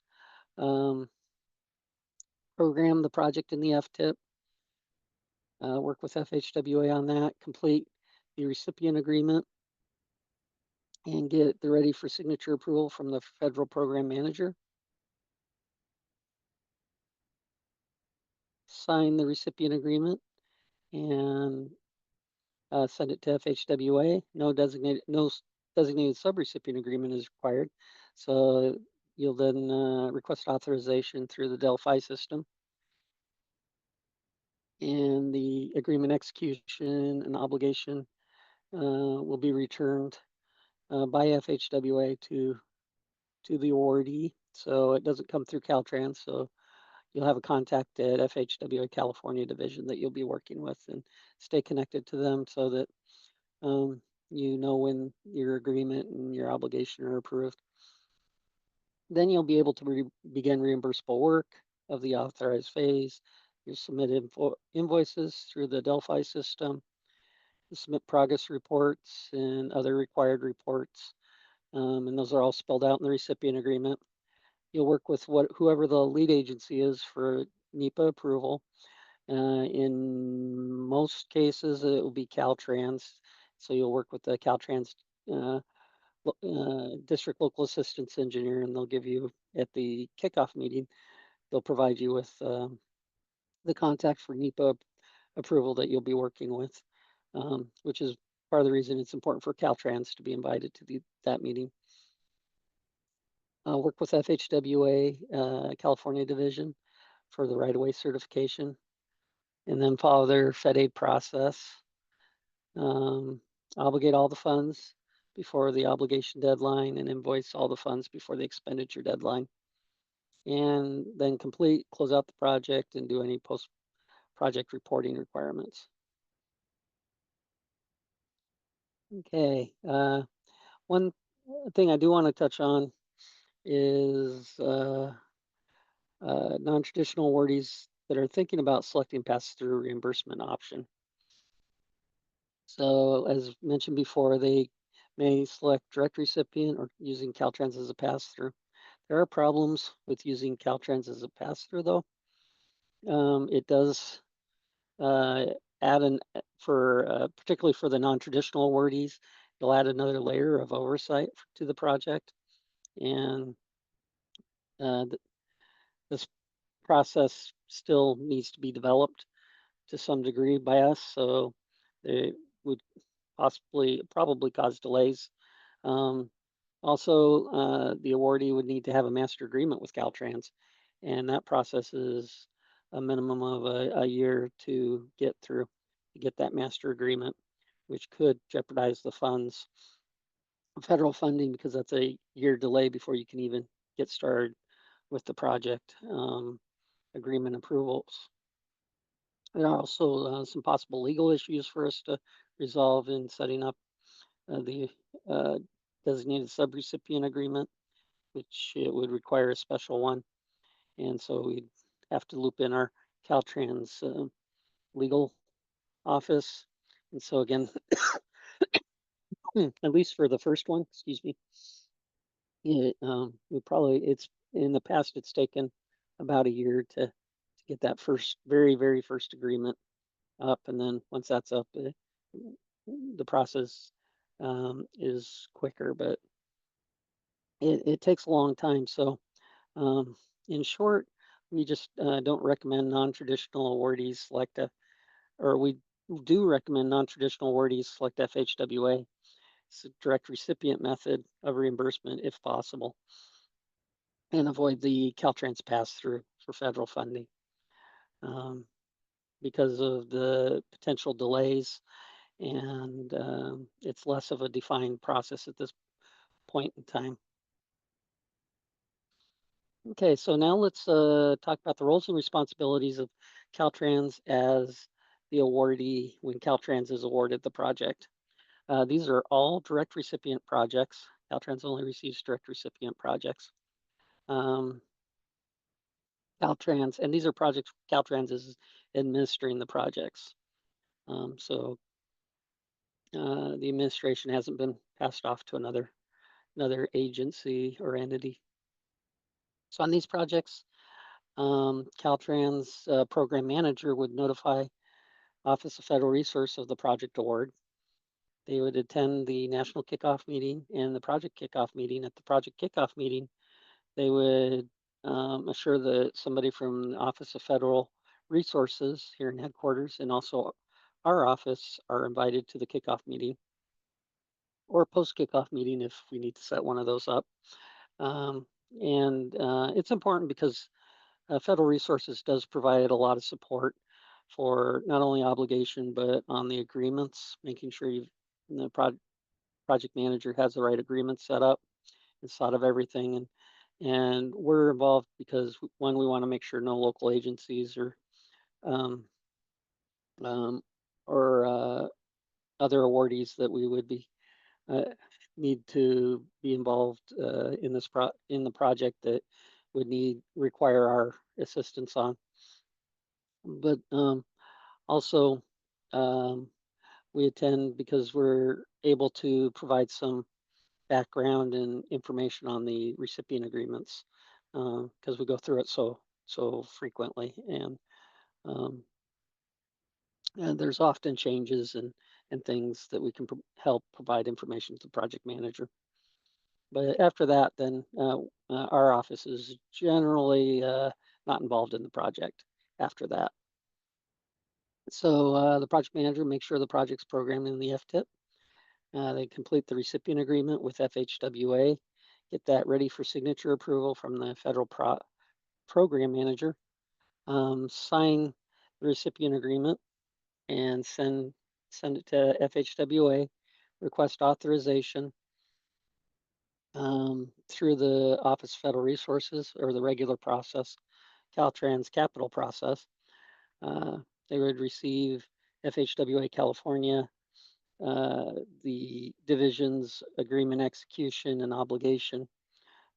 So the program manager should stay in contact with Office of Federal Resources and FHWA just to make sure those things are on track. And then begin reimbursable work on the authorized phase.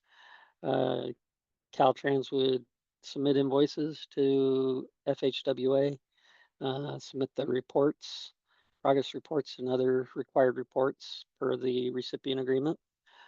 Follow the FHWA and Caltrans capital federal aid process. Obligate the funds all by the obligation deadline and invoice by the expenditure deadline. Complete the project and, of course, do any post-project reporting requirements. Okay.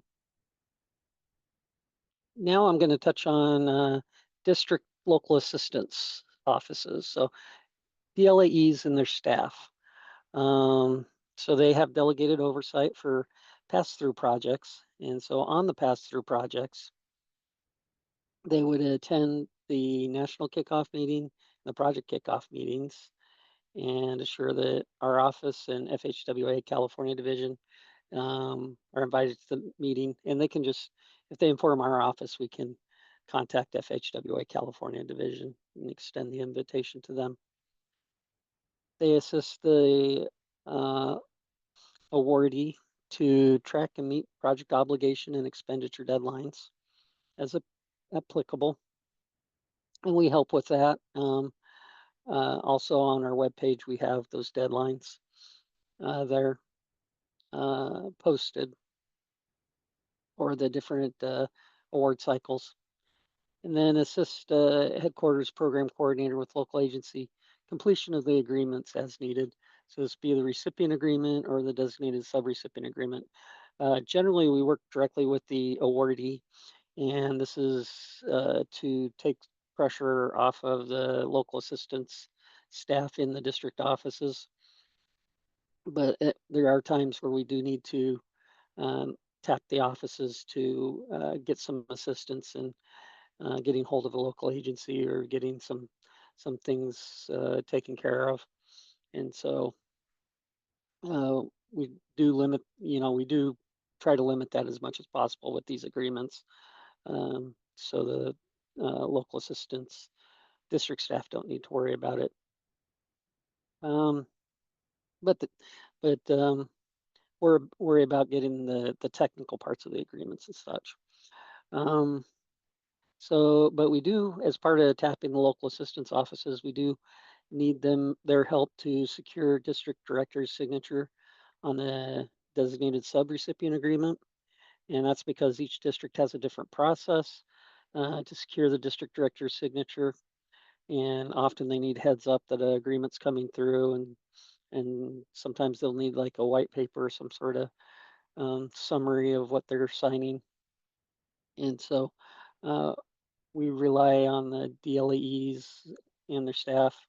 They can delegate it to get that signature of the district director on those designated subrecipient agreements. DLAs and their staff send designated subrecipient agreement to the headquarters program coordinator once it's signed by the district director and, of course, local agency or awardee.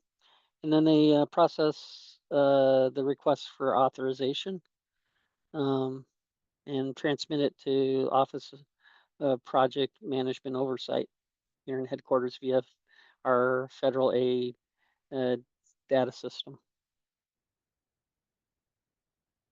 They also transmit the FHWA California Division's agreement once it's executed, and the E76 approval and or depending how that comes, it gets disseminated, but they may need to do that. And we generally try to get that to all parties as well. But if we miss it, then districts can help us with that. And then the districts guide the project through the regular federal aid process, the project and the awardee, per the Local Assistance Procedures Manual, which is the LAPM, and other district or divisional local assistance guidance documents. This includes or may include approving NEPA, approving or getting right-of-way certified, assisting with the recipient agreement revisions when they're needed, reporting to headquarters program coordinator and FHWA any changes to the district contacts in the recipient agreement. And then upon completion, the district closes out helps close out the awardees project when they receive the final report of expenditures and final invoice. Okay, so roles and responsibilities for DLAEs and their staff for direct recipient projects. And I think you'll like this one in the districts. So they attend the kickoff meetings, and of course, make sure the appropriate individuals are included in the invite. They provide the awardee and with the district contact for the NEPA approval. Work with them to get NEPA approved. And then document the NEPA approval process. And this may include sending, or to some degree will include reporting to our office, the NEPA approval. Generally, we'd like to have this information here, the name of the project, the awardee, the grant program, and the NEPA approval date. And we'll find a way to streamline that. But generally, that's so we can update our teams table. And then when the project does get completed, to archive the project folder once it's final invoiced, and it gets final invoiced not through Caltrans, but through Delphi system with FHWA. So much less involvement by Caltrans. It's mostly just the NEPA document. Okay. So now I want to take some time and discuss the elephant in the room, Executive Order 14-154. And as you'll recall, that's Unleashing American Energy. As I mentioned at the beginning of the presentation, it requires a 90-day federal pause, giving time for the administration to do policy review. And the impacts to our competitive discretionary grant programs is mostly in delays to the project agreements and obligations. Okay, so it does apply, mostly impacting our federal competitive programs. During this pause, there's no processing at FHWA of new or revised project agreements, project obligations, and currently they're not holding any kickoff meetings. I'm assuming that those will pick up again once the pause is completed, but for now, it's all paused. One exception to this, please note, excuse me, is the CPF CDS program. That's community, I forget the entire acronym, but community plan funding congressionally designated spending program. It's a program in which the applicants go directly to their elected representatives in Washington to request funds. That program is still allowing obligations of new funding, so it hasn't been paused. And actually, that program doesn't require any agreements. So, also another exception, do note that, well, it's not an exception, but note that if your project is competitive from a competitive program and you already have your funds obligated to a program, you may invoice those federal funds and continue working on that project. You shouldn't pause.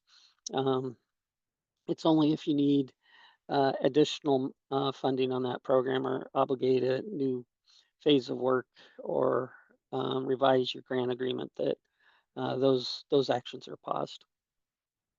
For all the other federal formula programs, it's just business as usual. So they haven't been paused at all. Okay, the pause is 90 days. That gives us an estimate of around April 20th of time when the pause may be lifted, but it may also be extended. So we'll just see when that date comes. It applies to all the IJA discretionary grant programs. As I mentioned, the competitive programs, and this includes the Protect competitive funds. So the Protect program was divided. The formulaic funds are administered by the CTC through another program, and those aren't impacted at all. It's the competitive funds, and those are actually managed by my office, and those funds are at this moment paused, part of this pause. And it also includes NEVI funds, which is the, I believe it's National Electric Vehicle Infrastructure Program. So awardees are advised, if you're impacted by this, to continue to move forward with your projects. Keep in mind that the pause isn't a reason or justification for delay. There are no time extensions allowed for these obligation and expenditure deadlines without Congress and the president enacting a law that extends the life or extends these deadlines. FHWA does advise to keep these projects progressing. And keep in this mind, this information is very fluid, seems to change frequently, sometimes daily. So this is the latest information that we have at this time. So not impacted by the pause are our non-discretionary grant competitive programs, and these are non-IJA discretionary grant competitive programs. So competitive programs that existed before IJA, and the formula programs. Pretty much all formula programs are going non and IJA and non-IJA. Our emergency relief program isn't impacted. The formula funds for Protect, which is managed by the CTC through their LTCAP program, are not impacted. Carbon reduction program, which are formula funds, is not impacted, as I mentioned before, and its community project funding, congressionally directed spending program is not impacted. The FHWA FTIP FSTIP acceptance is also not impacted. That's business as usual and involves programming the projects in the FTIP FSTIP. So that's not impacted. Okay.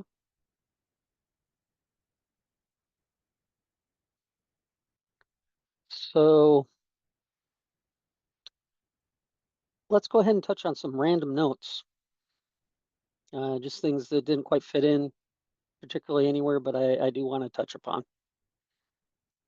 that are related to these discretionary grant programs.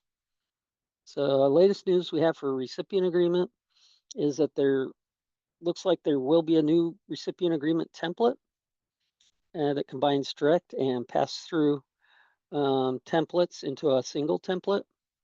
We've seen it rolled out with the Attain program. And so this is going to require us to do some revisions to our designated subrecipient agreement. But everything's paused right now, so there's time. But also as part of this executive order 14154, the pause on these competitive programs, the recipient agreements are expected to change. And so those will need to be updated by FHWA. And once they're updated, we get a copy of the updated recipient agreement, we have to adjust our designated subrecipient agreements to accommodate the changes. It's expected that the changes are going to be pretty quick to make. We're thinking like weeks and not months. And so, but we'll see when the changes actually come. We'll know we'll have a better idea how long it'll take to adjust to that. Okay, and then it is unclear whether past agreements that are approved will need to be updated. One change that did happen was on the call for projects for the 24-25 RAISE program. Those were changed to, the RAISE was changed to build program. So we'll have to see if that change will be required for previous awards of the RAISE program. So lots of unanswered questions that we'll hopefully have answers to soon, but that's just things to note. So some more notes on discretionary grant programs. We do need written confirmation from the awardee as to whether they're going to do direct recipient, Caltrans pass-through. That's just for the file. Do make sure the project is programmed in the FTIP, because that'll really slow down your obligation if you're wait to put it in the FTIP or you forget to put it in the FTIP. The NEPA document and right-of-way certifications in general need to be, as we talked about, may or may not be approved by Caltrans, but many cases do need to be approved by Caltrans. And when they do need to be approved, they go through the district local assistance engineer and the district local assistance office. So they have environmental and right-of-way staff that help with the certification and approval of those documents. We do plan on posting project agreement status online so that districts and awardees can keep track of where the project agreements are for their particular project.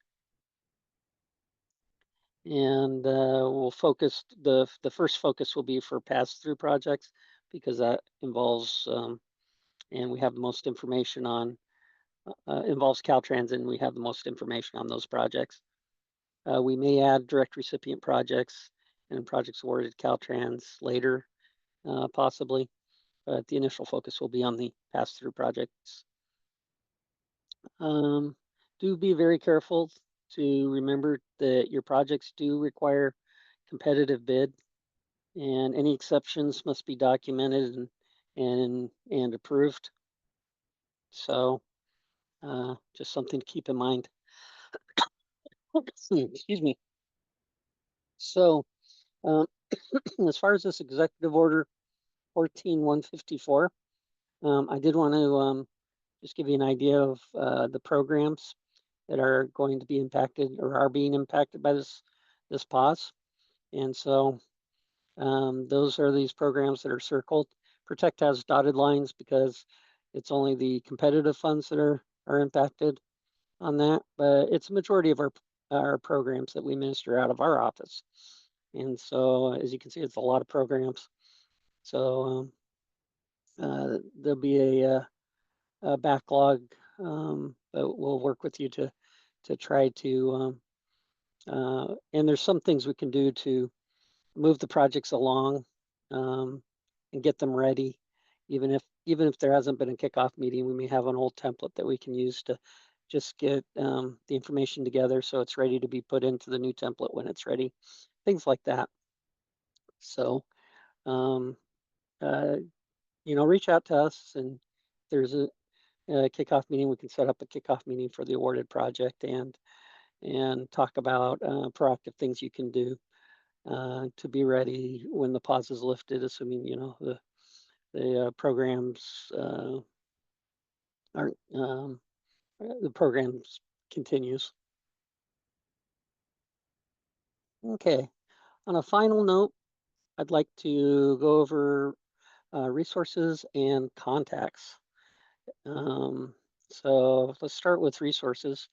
There's a plethora of information on the internet. This includes our Divisional Local Assistance webpage. The address is there. On this webpage, you'll find the DLAE contacts. Also, there's links to all our federal grant programs. So you can go into the specific grant program webpage and find deadlines and a whole host of information on the program and the projects. And then finally, if you scroll down, you'll find the local assistance procedures manual, office bulletins, and other guidance for following the regular federal aid process.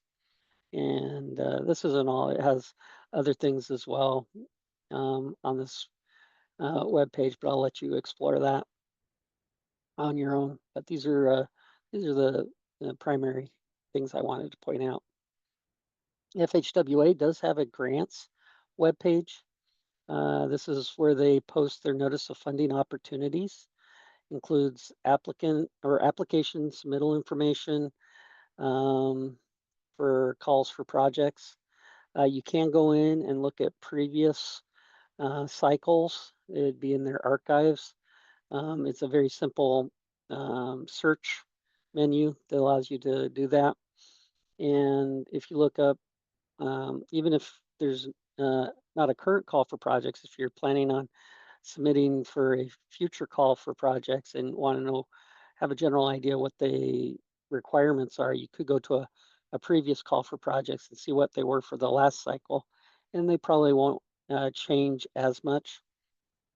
Of course, when the call comes out, you want to review that specific notice of funding opportunity to make sure that you're aware of what has changed, but it can give you a heads up. And then it's also useful for getting a web link. It provides a web link to the federal website, program website. You can get a federal contact name and number often. And then often you can also get links to the terms and conditions and the exhibits for previous cycles. And if you don't find it there, it may instead be on the federal website. Okay, and of course, there's the web address. Okay, federal programs web pages. There's many of them. This is a link to one of them. And so this is U.S. Department of Transportation. This particular page, which is noted at this web address, you'll find links to the SMART program, Reconnecting Communities pilot program, RAISE program, which is Rebuilding American Infrastructure and Sustainability and Equity Grants, the Multimodal Project Discretionary Grant Opportunity, which is really just a fancy way of saying a call for projects that include mega, RSTG or rural program, and infra programs. So those programs have been combined into a single call for projects with a single application. And that's referred to as the MPDG. But you'll find that information on this webpage as well. and there's other programs as well that you may find there. Okay. So federal program web pages also, you'll find key notices to funding opportunities, which has a lot of links to program grant websites. And so you'll find upcoming grant opportunities and IJA grants. And then, of course, this scrolls down and there's a long list of programs there. And that's the address for that web page. Okay, US DOT web pages, as I mentioned, and I think that's the same as this one. Oh no, this is a different one. Okay, so this is Infrastructure Investment and Jobs Grant Program. And also has a long list of different grant programs. I try to fit them all in here, probably pretty small, but you can go to the web page and look at it yourself. And there's a lot of different programs that you can get more information on at these grant pages. And it includes well, yes. Sorry, Bob, I apologize. We have a quick question if you're available. Sure. Unless you wanted to continue. We have a question. Thank you for the info. Are these federal US DOT projects then also impacted by the pause? Federal US DOT. That's Grants. Julio is defining grants. Yeah, so that it depends, and it's hard to say. I can speak to the grants that we manage that are paused, and primarily it's the IJA competitive programs that are being paused. As far as the ones managed outside our office, you just have to look at the web page or contact. All these pages have federal contacts. You can reach out to them and ask them about whether the program's paused or not. I think, Julio, that answered your question. Give us a thumbs up. We have a second question if you're available, Bob. Sure. Has Federal Highway Administration provided any guidance on the DOT order? And the order is ensuring reliance upon sound economic analysis in Department of Transportation policies, programs, and activities. Item 5.f in particular is concerning. Will this order impact already approved agreements or agreements that are being processed? That's a good question. Great question. I'll reach out to Peter, our FHWA attendee, but I don't know if that sounds pretty specific, so I'm not sure if even he has the answer, but let's check. Do you have an answer to that question, Peter? No, it's very specific to direct to that order. We haven't received anything specific in terms of guidance and implementation. So it was recently signed, I think it was a few weeks ago, and we haven't received any guidance on it yet. So stay tuned, or you can also review our website as well. We'll update any guidance going forward, because currently I think it might just be the order that's posted, but the implementation guidance hasn't been developed yet. Great, thank you, Peter. Thank you. Yeah, so that's so when orders are put out, the implementation guidance has to be developed and sent out to the federal agencies, and until they receive that, they really don't know what to do. So that'll be probably a question that we'll have to come back to, but we'll definitely add that to our list of questions, and when we have an answer, we'll post it. Great. No further questions. Thank you. Okay, great. Thank you. Good questions. Okay, on a final line, let's go ahead and discuss contact information. Oh, and thank you, Peter, for your answer. Even though you didn't have a specific answer, it's good to know kind of how the process is. Contact information. Okay, so primary contacts, you can get this off the Division of Local Assistance webpage, as I showed in an earlier slide.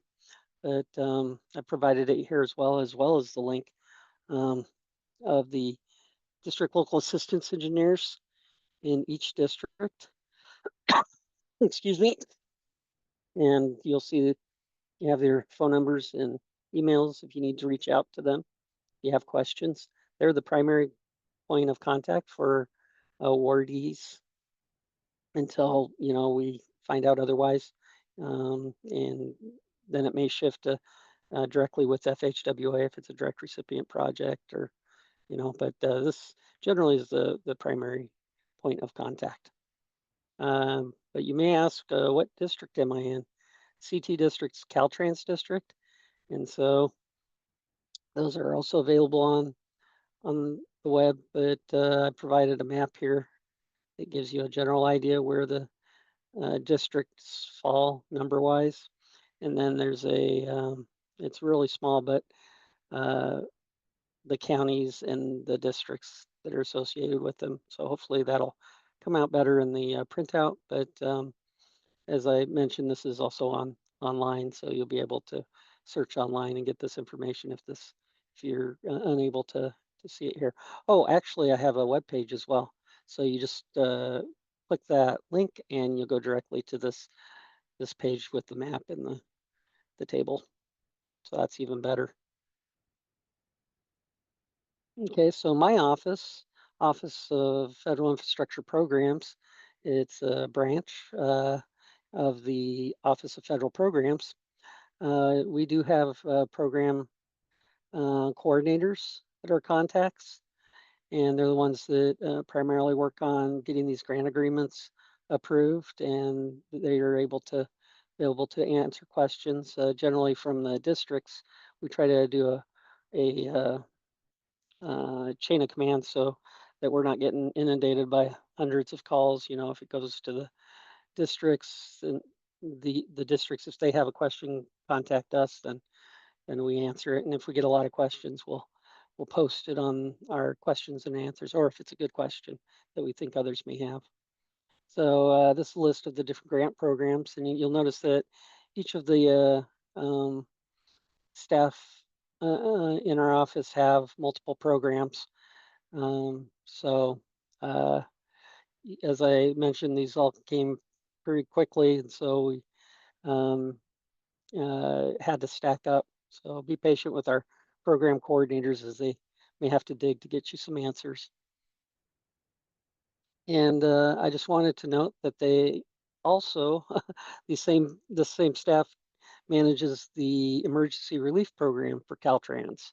And here's their assignments for emergency relief. So in addition to all those grant programs, they also manage the emergency relief program. So be kind with them and patient, but they are very bright and very responsive. So if they don't have the answer, they'll dig it up and do some digging, and we'll get you the answer you need. Okay, so just wanted to point out that we do have a procedure on contacts, kind of a chain of command. And that's, we got the awardees that contact the DLAE, and headquarters, DLAEs contact the headquarters program manager, FHWA divisions contacted by our headquarters, and the California division at FHWA generally contacts their program managers. So this keeps it all uniform and consistent between the different programs, and make sure the information's consistent, as well as not overwhelming any one part of the chain. And so one exception to this is for the recipient and designated subrecipient agreements. Generally, we'll work directly with the awardee from headquarters, but we do ask that you copy the DLAEs on correspondence between when you communicate with our office, so we keep them in the loop, because the DLAEs are are really critical, and they'll be securing that district director's signature for your project. And probably approving your NEPA document as well. Okay. So that concludes the presentation, and we can take questions if there are any more questions. We don't have anything currently in the Q&A, but let's give everybody just a second if you have specific questions for Bob. Go ahead and field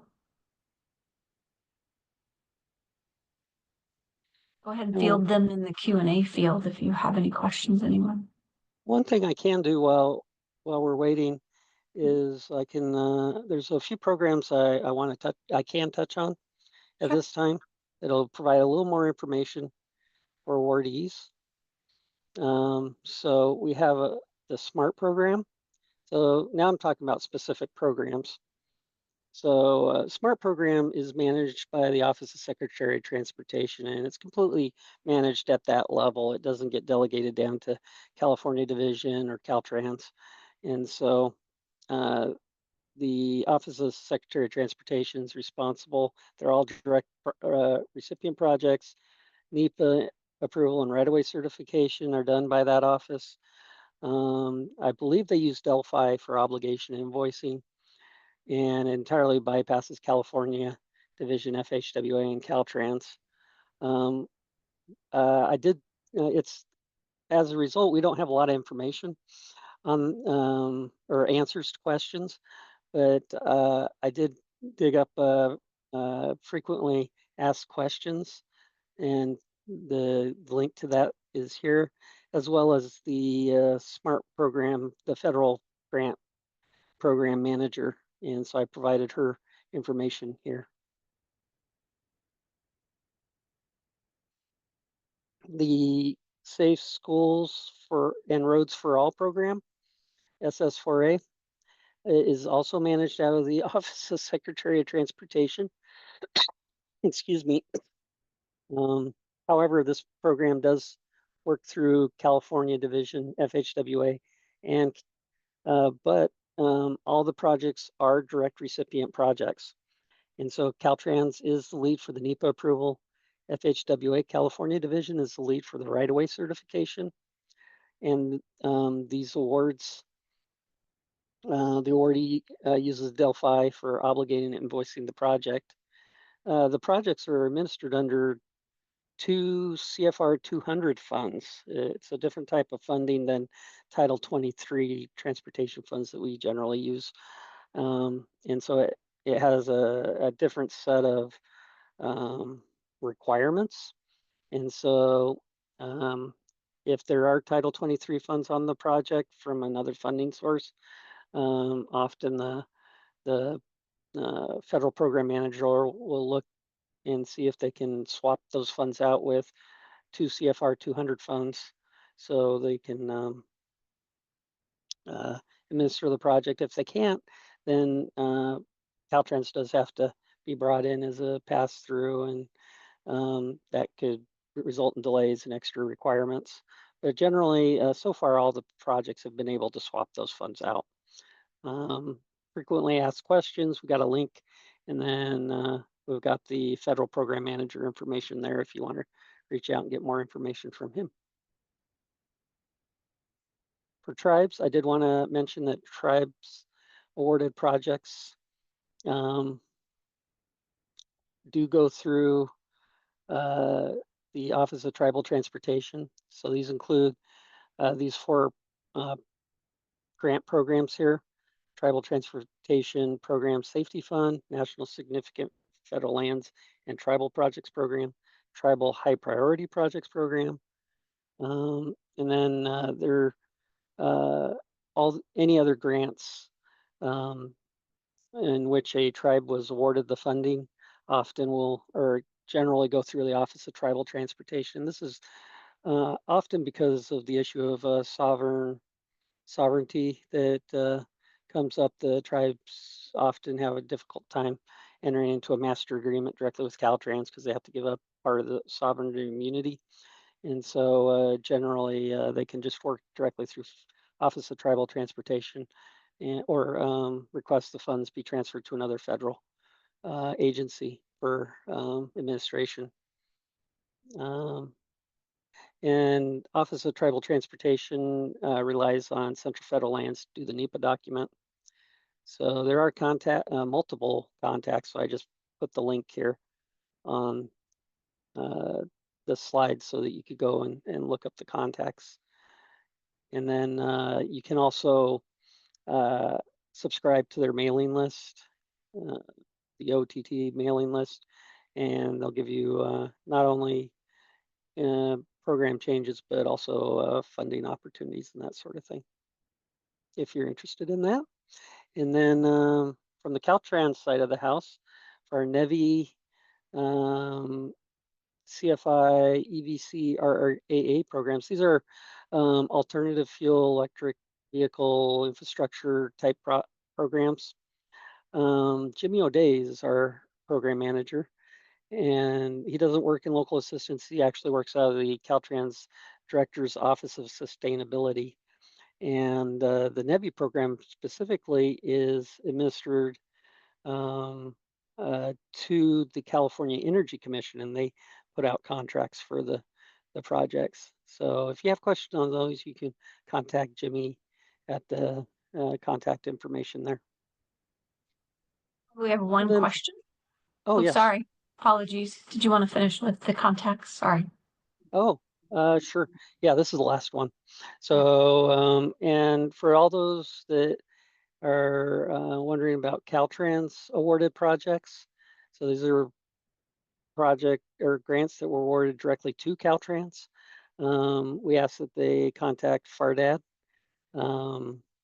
at the Office of Federal Resources, and their office not only obligates the funds, but they also help with agreements, knowing which agreements are needed and that sort of thing. Very helpful and very nice. He and Jimmy are very nice people. We have the best project managers, I believe. So feel free to reach out to him if you're a Caltrans project manager and have a grant program. We like to attend those and help with those as well. And so they also help with can give advice on FTIP requirements. So feel free to reach out to him. His contact information is there. And that's all I have on this. So you mentioned a question. Yeah, we have one question. Does the pause impact highway bridge program? That's a good question. Do you want to answer that, Peter? Yes, the HPP isn't impacted. It's not a discretionary grant competitive program. The bridge investment program, the BIP, is the program that's been affected because it's one of the IJA related competitive programs, but HPP isn't. I also want to just point out, Bob, I saw in your SMART and SS4A point of contacts for USDOT. You have the Caltrans email instead of the .ca in there. It's actually just dot.gov. Yeah. So just one on this one. Yeah, and for SMART. Make a note. You probably it's a habit, I know. Yeah, you probably won't get anyone if you put CA in there. Just do dot.gov. Thank you, Peter. Thanks. Appreciate that. Thanks, Bob. Okay. Yeah, and we don't have any other questions. Okay, so that concludes. Not seeing any. Go ahead. That concludes my presentation, and we look forward to working with you on your grant programs and helping deliver these programs during this challenging time. Thank you.